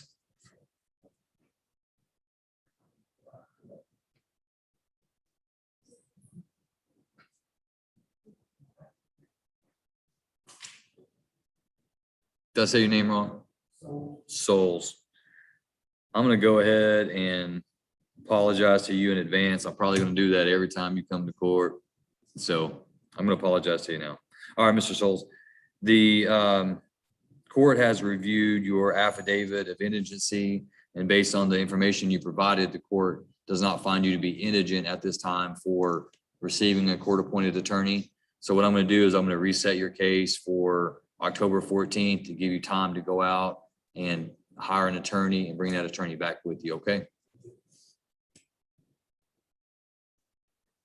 And just so that you're aware, you're indicted with a state jail felony offense of taking certain wildlife resources without consent. That does carry a range of punishment of 6 months to 2 years in prison and a $10,000 fine, okay?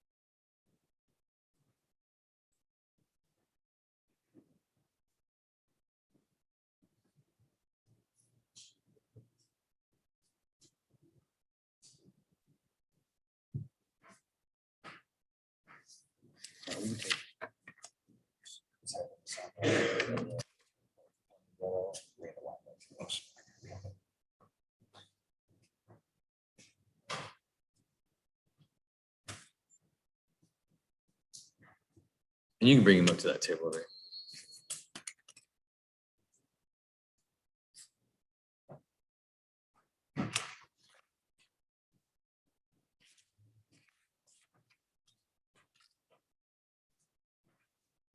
Richard Sutton.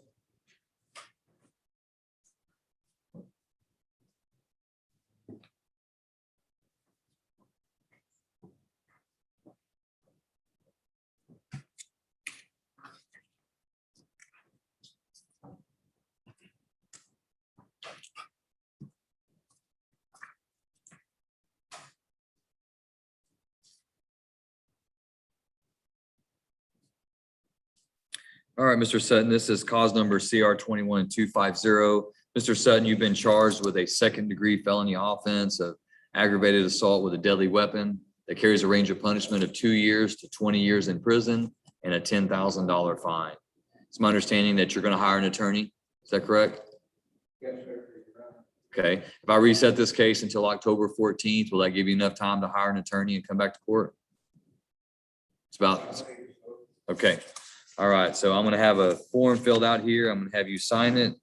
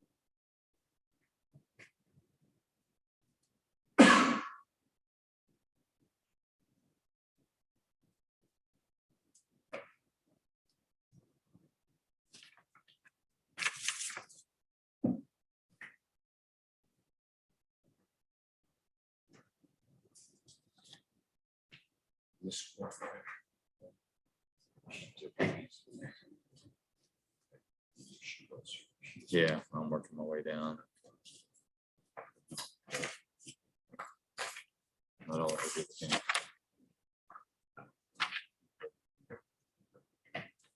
Lane Swanson.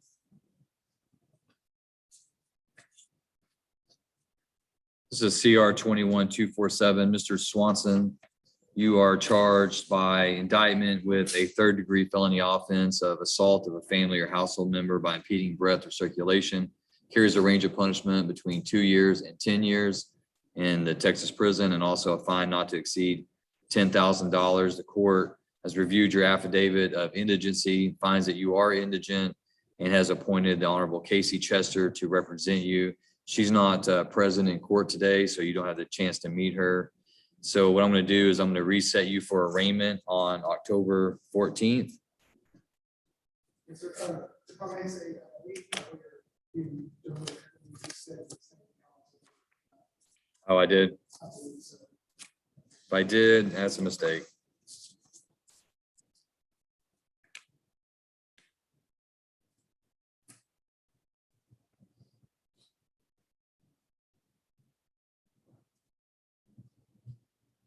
Just want to make sure I have it wrong.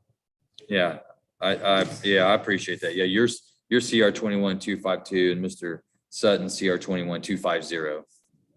This is 247. 247, and you're Lane Swanson? Yes, sir. Everything else is correct except for the policy. Okay. We'll take a look at that. I appreciate you bringing that up. Yes, sir.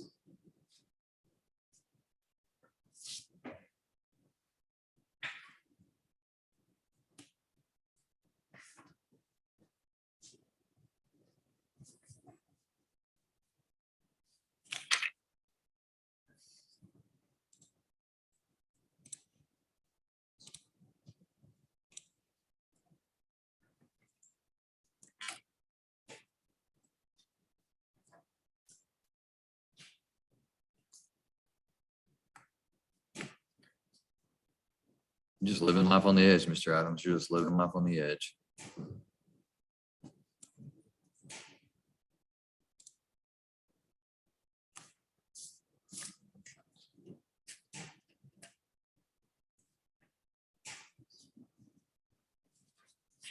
All right, so I've just marked through that, and I'll have my records changed. Right. He signs right here on the text.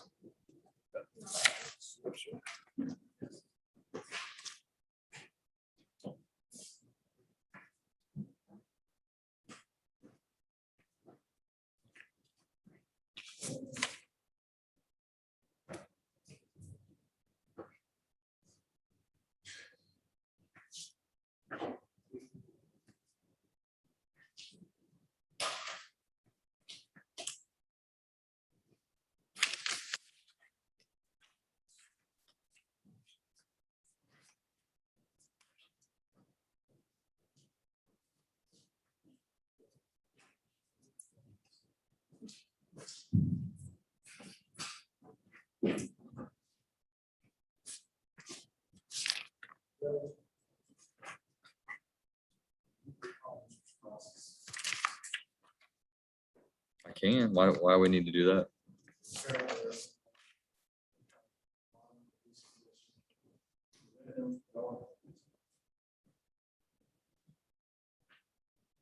I would say so, yeah. Yeah. Looking at what he's charged with. Come on up, Mr. Woodwhacker, Ms. Heisel, somebody.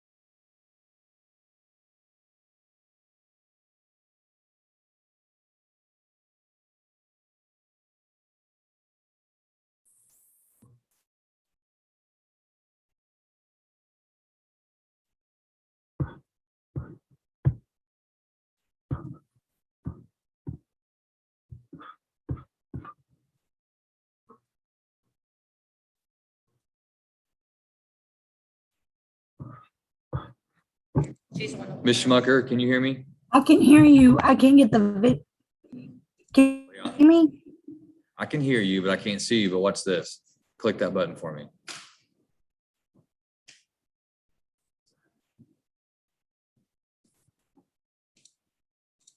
You see a button popping up on your phone that says start video?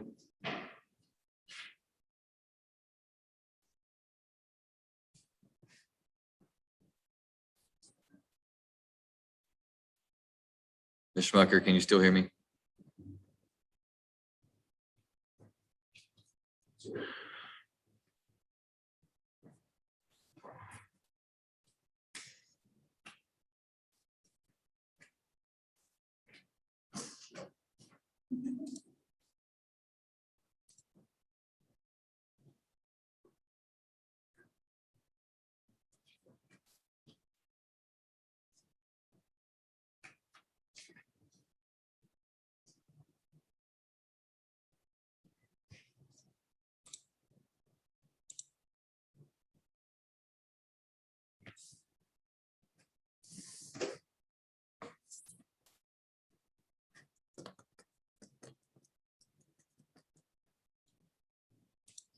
Ms. Schmucker,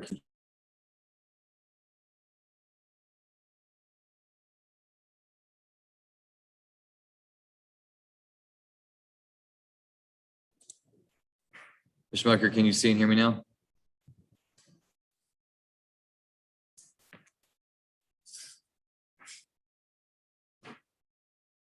She was on audio earlier.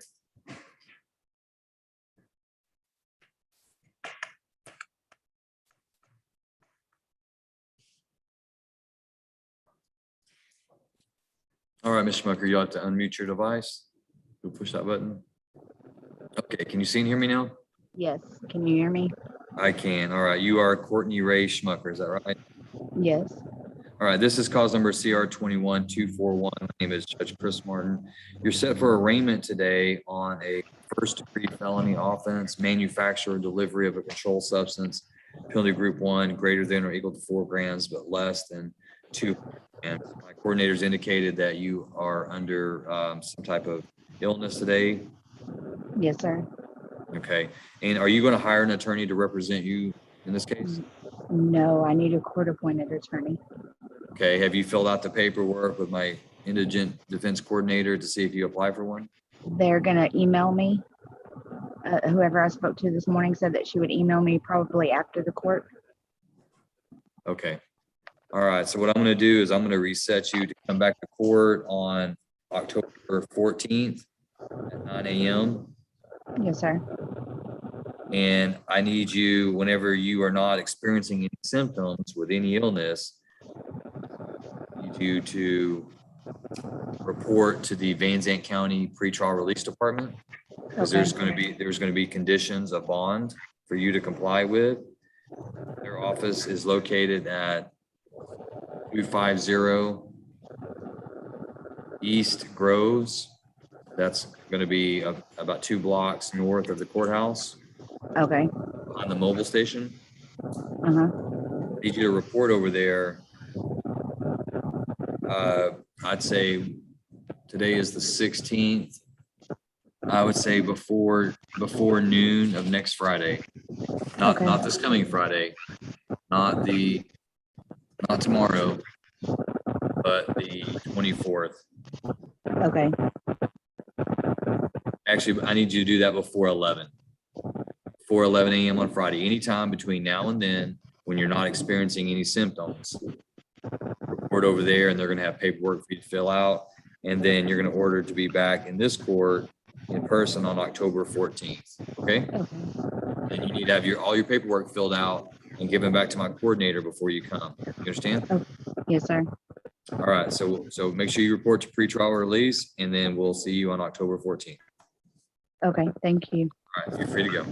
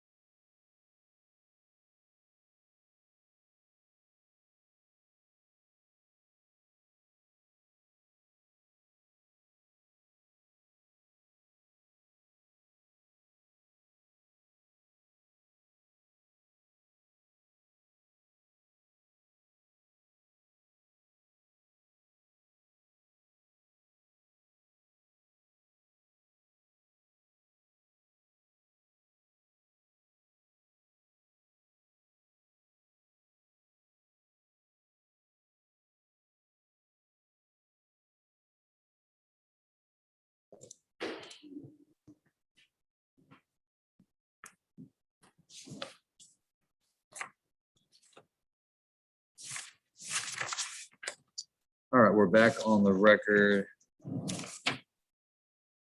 In cause number CR 21247, Mr. Adams, it's my understanding that you're asking the court to amend the conditions of pretrial release for Mr.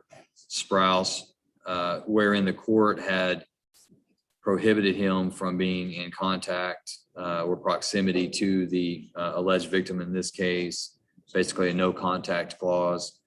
And I've heard from the state that the state has no objection to that after being in contact with the alleged victim through the victim's assistance coordinator, and also with some documentary evidence that was provided to the state. Is that correct, Ms. Heisel? Yes. All right, so Mr. Sprouse, if I lift this order, am I going to regret it? I'm not going to regret it. My gut tells me not to lift it. My gut tells me I should make sure that you're not around her anymore until this case is over.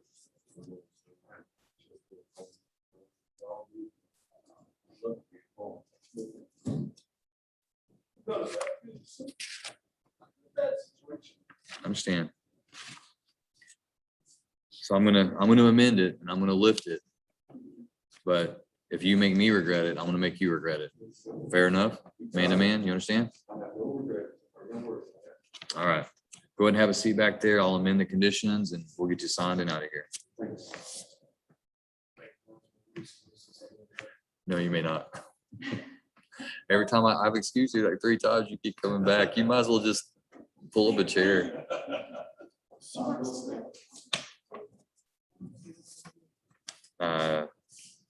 This is fine. This is fine.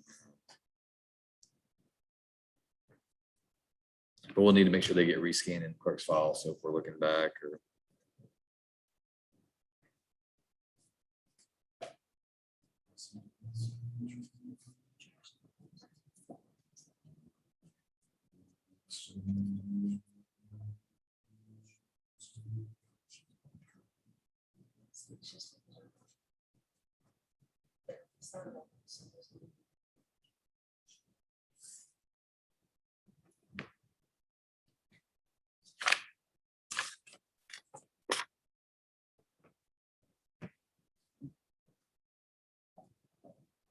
All right, here's our interpreter. All right, Mr. McCaza, let's go ahead and get your client to come up for me and let's get her to put her headphones in.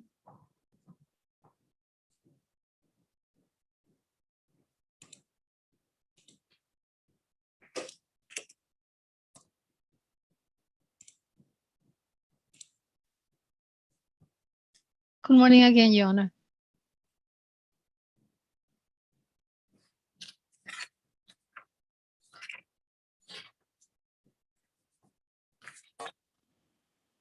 Good morning. I really do appreciate you coming back for me. Yes, ma'am, please.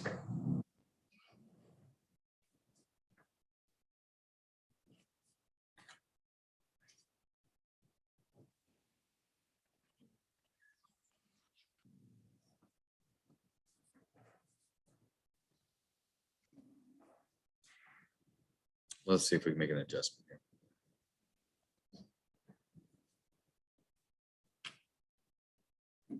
Just hit unmute, Patty. There you go. That should be fine.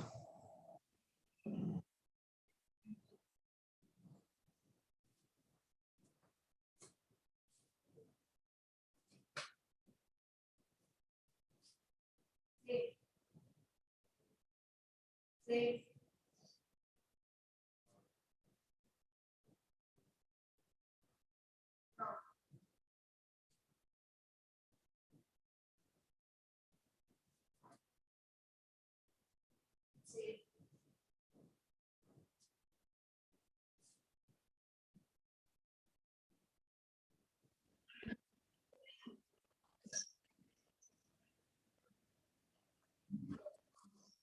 Excellent. All right, let me go ahead and swear you in at this time. Ma'am, do you swear that you will make a true translation of the statements of the court, the questions of counsel, and the testimony to be given by the witness in the matter now on trial to the best of your skill and judgment? So help you God.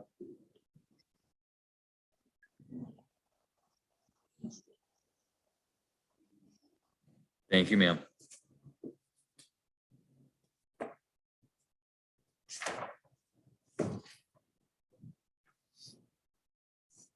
All right, Miss Escobedo, if you'll raise your right hand. Ma'am, do you swear that the testimony you give to the court today will be the truth, the whole truth, and nothing but the truth, so help you God?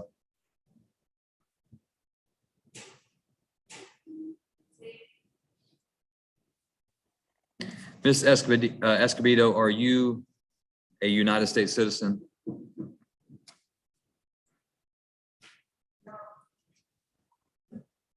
And you do not read and write English, is that correct?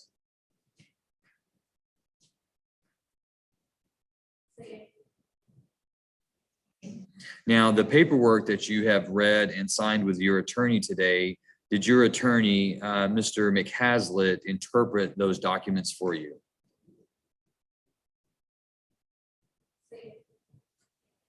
And do you feel like you had enough time to discuss your case with him and have all your questions answered?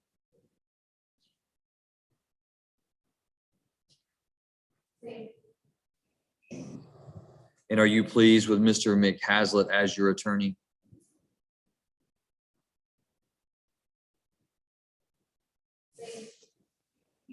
Ms. Escobedo, where you signed in the paperwork today, such as what I'm going to show you on the screen, is this your true and correct signature? And did you only sign once you were comfortable that you understood what you were signing?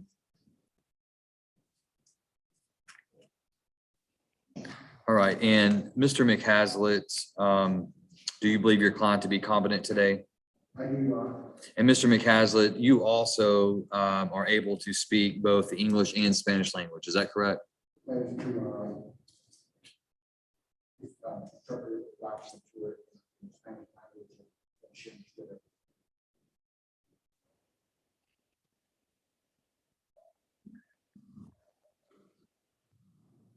All right, and so we're gonna just give you another microphone and you may have to talk directly into that. We're having some audio difficulties. In response to your question, Your Honor, yes, I will interpret the paperwork in Spanish language. Mr. McHaslett, do this. Come up here closer to my bench. I'll just yeah, set up right there and then this should be better. Go ahead, Mr. McHaslett. In response to Your Honor's question, yes, I was able to interpret the plea paperwork from English to Spanish. I feel my client understood everything. She had the opportunity to ask questions, and I feel 100% certain that she understands what's going on. Thank you, Mr. McHaslett. All right, so Ms. Escobedo, you are charged by indictment with a state jail felony offense of driving while intoxicated with a child under 15 years of age.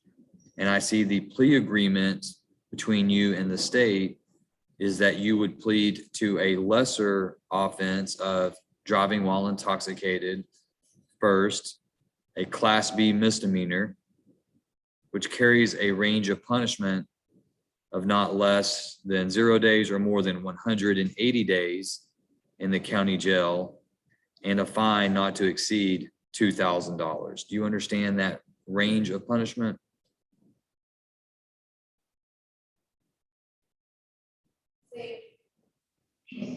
And the plea agreement in your case is that you're going to plead guilty to driving while intoxicated, and the state's recommending that your sentence be assessed at 180 days confinement in the county jail, but that sentence be suspended and you be placed on community supervision or probation for a period of 2 years. In addition, you would have to pay a fine of $1,000, court costs of $270, restitution of $60, and reimbursement fees of $35. Is that correct?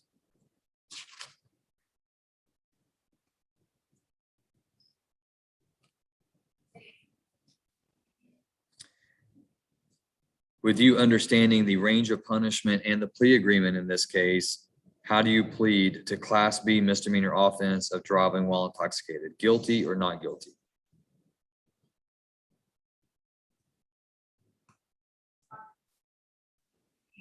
And are you pleading guilty because you are guilty of committing that offense?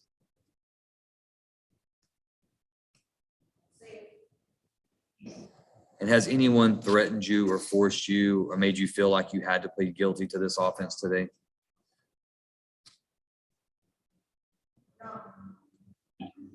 All right, the court will accept the defendant's plea of guilt. Mr. McHaslett, is there any objection to states one, the stipulation of evidence? Without objection, Your Honor. All right, states one is admitted and the court takes judicial notice of the defendant's judicial confession. Is there anything further from the state? From the defense, Mr. McHaslett? Nothing further, Your Honor. All right, I'm going to take just a moment to review the evidence.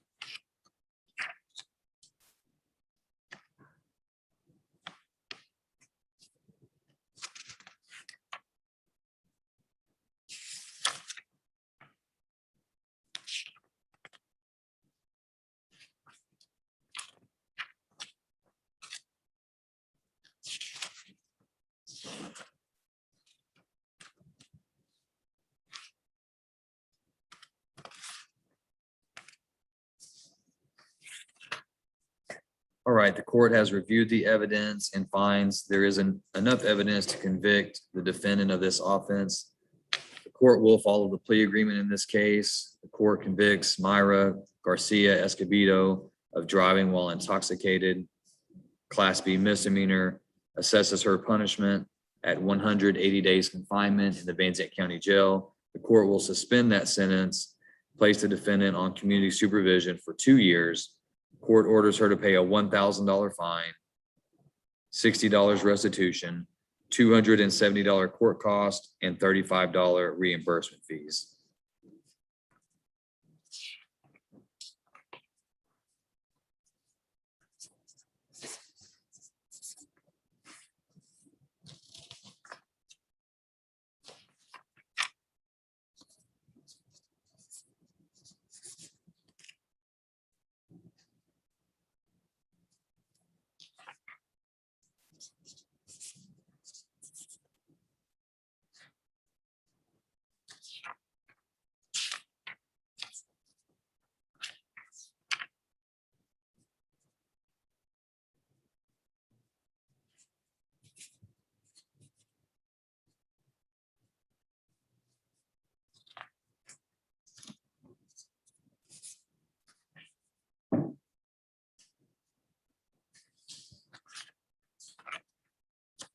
All right, Ms. Garcia Escobedo, the court is going to remand you to the custody of the Van Zandt County Community Supervision and Corrections Department so they can carry out the terms and conditions of the sentence. I'm going to have you step forward to this table up here to be fingerprinted, and then you're to go to the probation department.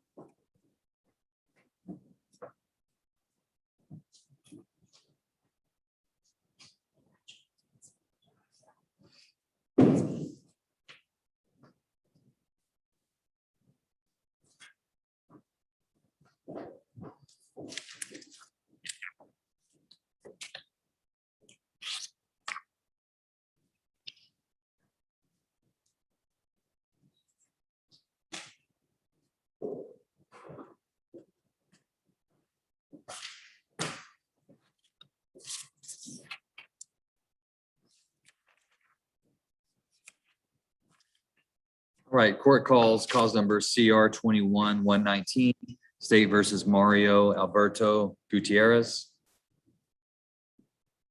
And Ms. Interpreter, you are still under oath to make a true translation of the statements of the court.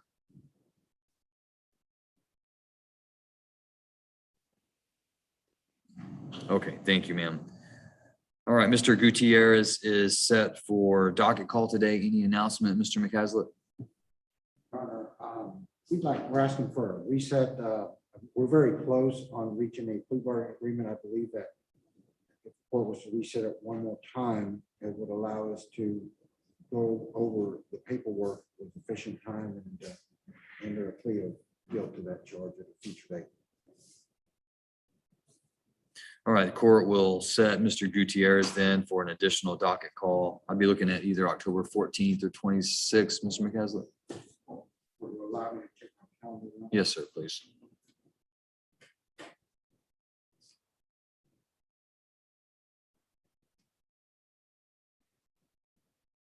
October 26th is available. Okay. Then we'll set Mr. Gutierrez then for docket call on October 26th at 9 a.m. Thank you, Your Honor. That'd be excused, sir. Yes, thank you, Mr. McCaslett. Mr. Garcia, you're free to go. Or, I'm sorry, Mr. Gutierrez. Oh, I'm sorry. Mr. McCaslett, I do need a reset notice, sorry. I'm gonna have him sign that with his new date of October 26th. Once he receives that and signs it, then he'll be free to go.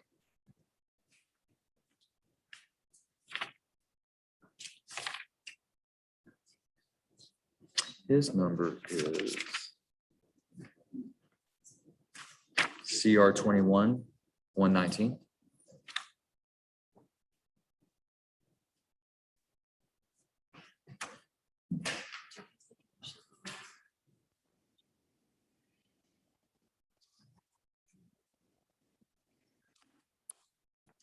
No, ma'am. It's a notice of setting and I'm comfortable with Mr. McHazard explaining the dates to him. And so I think we are good to go and really appreciate you doing both 9 o'clock with us and 11 o'clock. Yes, ma'am. Thank you very much.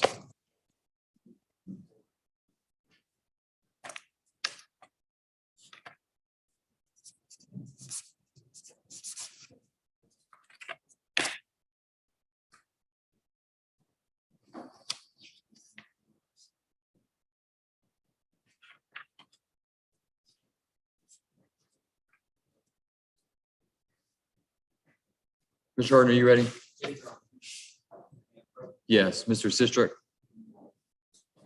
CR 21-189, State versus Tanner Sistrunk. We're set. Here you go. You can keep that. I'll give you the dates. You'll fill that out and then tear the copies off for me. Mr. Sistrunk is set for pretrial. Are there any contested pretrial matters? We still have that access to online discovery. I don't know if we should. This attorney's office has been kind of last time we recorded. I'm going back again this morning, but that's for the reset for pretrial, so I can actually access the discovery. So our last setting, you went over there and so you still don't have discovery from the last setting to this setting? I went up there, I tried to get them to fix it. I don't know. I had access to it when they changed the system, but since then, I've been able to get it. Ms. Heisel, do you have any notes or anything? So I have a note, an email, Mr. Harden was adding from August 30th. That he was having an issue with the portal and we basically exhausted all we needed to tell him. And so we referred to the LGS provider network.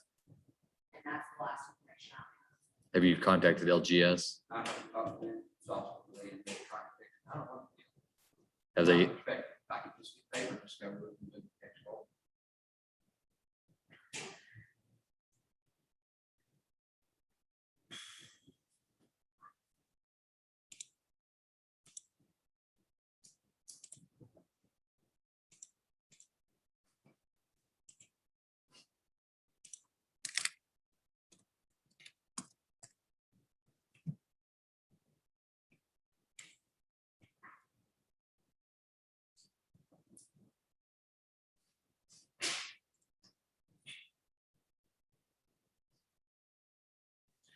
I'll be looking to reset to either October 14th or the 26th.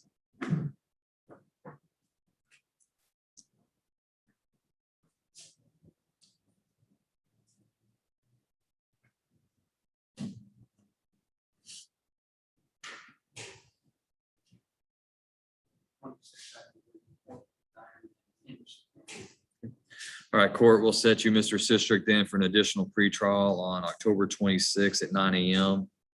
I would just ask counsel for the defense and counsel for the state to work diligently on trying to get some kind of solution to it. I don't want to keep resetting with, because he doesn't have access. Here, Mr. Carter successfully signed up for the court because we were able to send it to his discovery page. So I guess the issue is him access to discovery. From our side, we have released it to his system. Show them how you're trying to access it. Maybe they can see if there's a technical issue. Maybe they can relay that to LGS, the provider. So Mr. Sistrick, once you sign this notice and get the other copy, you're free to go, sir. Yes, sir.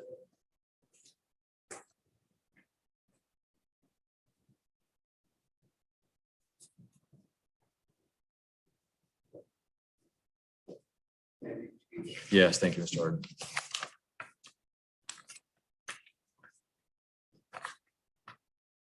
Your name? Are you waiting on, are you in court? Or are you waiting on someone? Oh, okay, there you are, Mr. Wagner. I didn't see you. Do I need a few more minutes? Okay, that's fine.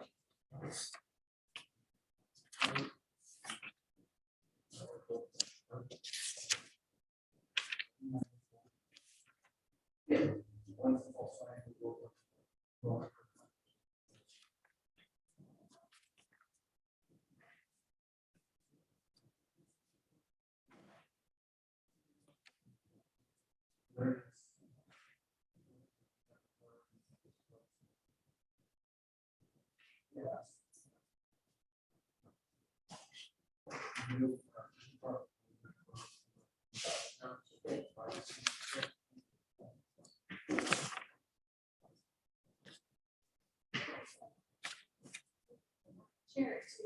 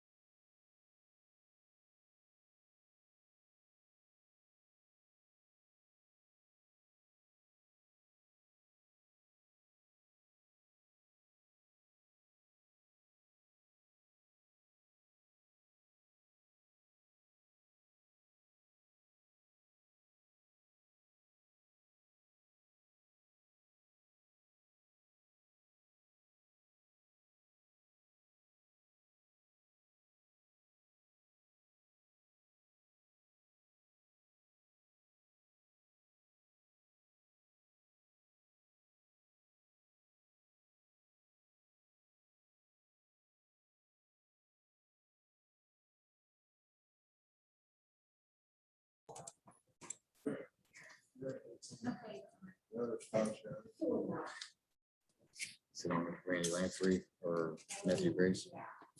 What you got? Okay, Matthew Grace, he had been in the Tarrant County jail and he was set for 1:30. Well, then he was released from Tarrant County, like, I put on there, whatever, like 3 days ago. So I sent Amanda Payne an email yesterday and told her that I was moving it to 9 o'clock because he was not in custody anymore. So they may show up at 1:30. She all right. never called me, she never responded. All right, the court has already called CR 2167 State versus Matthew Dale Grace. Mr. Grace is not present in the courtroom. His name was called. Name was called loudly, distinctly 3 times in the courthouse with no response. Court's going to take a judgment nisi and it will take it under advisement until 5 p.m. today. Court has also called the name Randy Coy Lanfrey. Mr. Lanfrey was not present in court. His name has been called loudly, distinctly in the courthouse 3 times with no response. He has indicated to the court staff that he was being tested today for COVID symptoms. Court's going to take a judgment nisi under advisement until Monday at 3 p.m. Mr. Lanfrey produces some kind of testing that he was presented at the hospital today or clinic for COVID testing, then the court will not issue that nisi.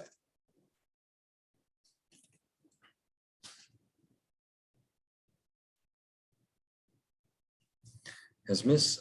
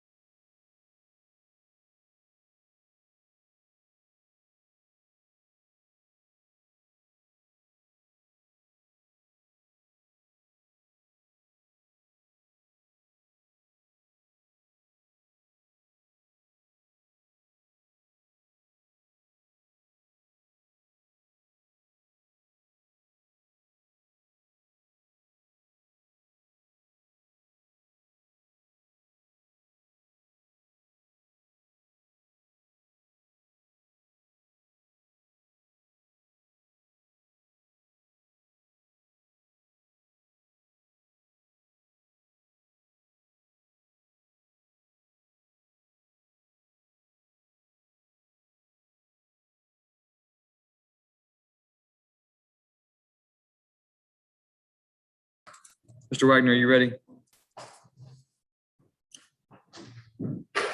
Ready? I'm sorry. Are you ready? Yes. Ms. Hampton, if you'll come up to that podium.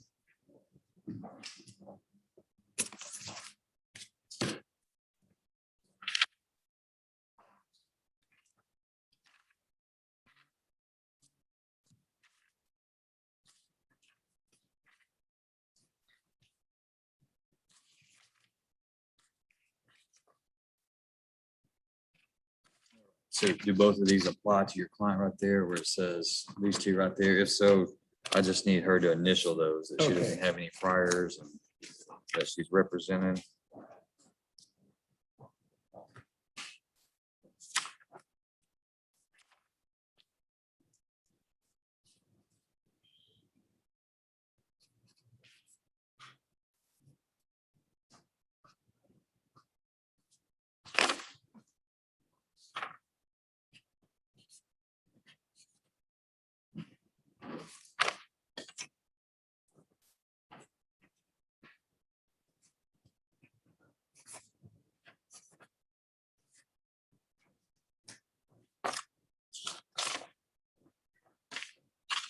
Get a copy of it.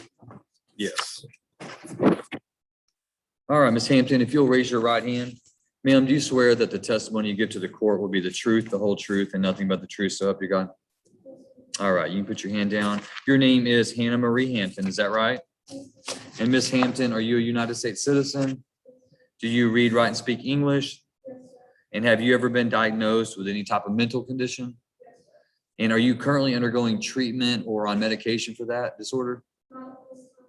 Do you feel like today, despite your diagnosis, do you feel like you have a clear understanding of the proceedings against you today? Do you feel like you have clear thinking and rational thought? Okay. And in this case, you are represented by your attorney, Mr. Wagner. Are you pleased with his representation of you? Do you feel like you got enough time to talk to him about your case and have all your questions answered? Is there anything about this contract that you've read that you do not understand?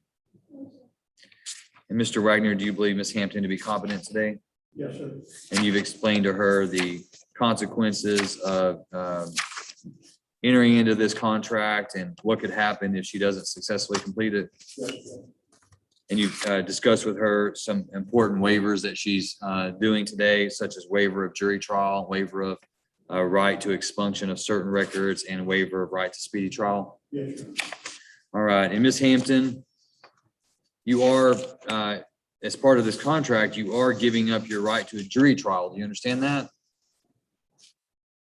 You understand that you've been charged with a criminal offense and the state cannot convict you of that unless you are proven guilty beyond a reasonable doubt on all elements of that charge, either by a jury or by a judge of a court. Do you understand that? You think so? Is there something that you're not sure about?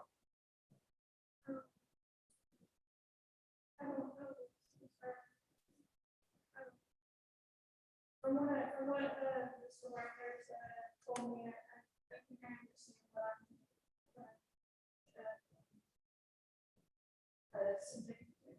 Okay. And so you understand that you have the right to a jury trial and no one can take that right away from you, but you can waive that right, means you can give that right up. Is that what you're wanting to do today, is to give up the right to a jury trial and go into this plea agreement? Okay. And has anyone threatened or forced you or pressured you to make you feel like you had to give up that right to a jury trial?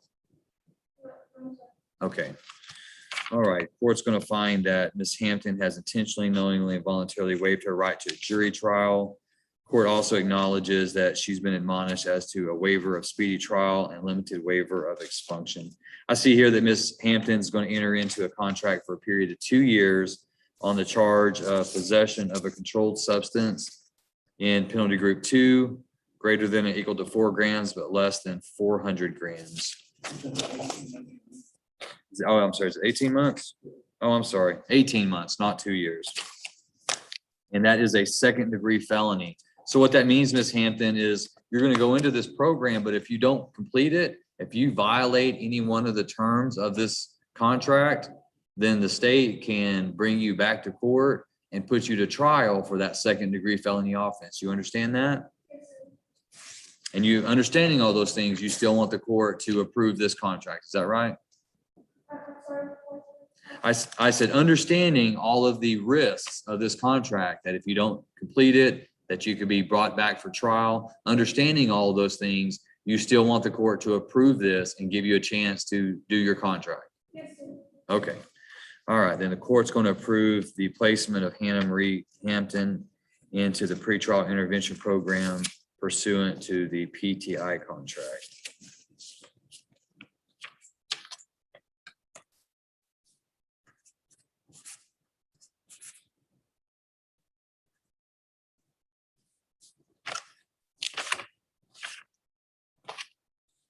All right, Ms. Hampton, I'm going to have you come forward and meet with Ms. Burns over here, and she can give you information about the next step on what you need to do, okay? All right, good luck. Good luck to you.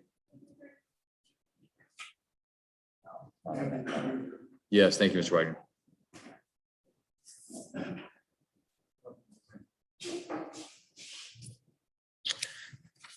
All right, that does conclude the court's morning docket. The court will resume at 1:30 at the Van Zandt County Jail Court, and it will be displayed on YouTube at 1:30 at the court's channel. Ms. Bonnie LaPrade, that will conclude all of the proceedings today. You are authorized to turn off your device and move along about your day, ma'am. I hope you have a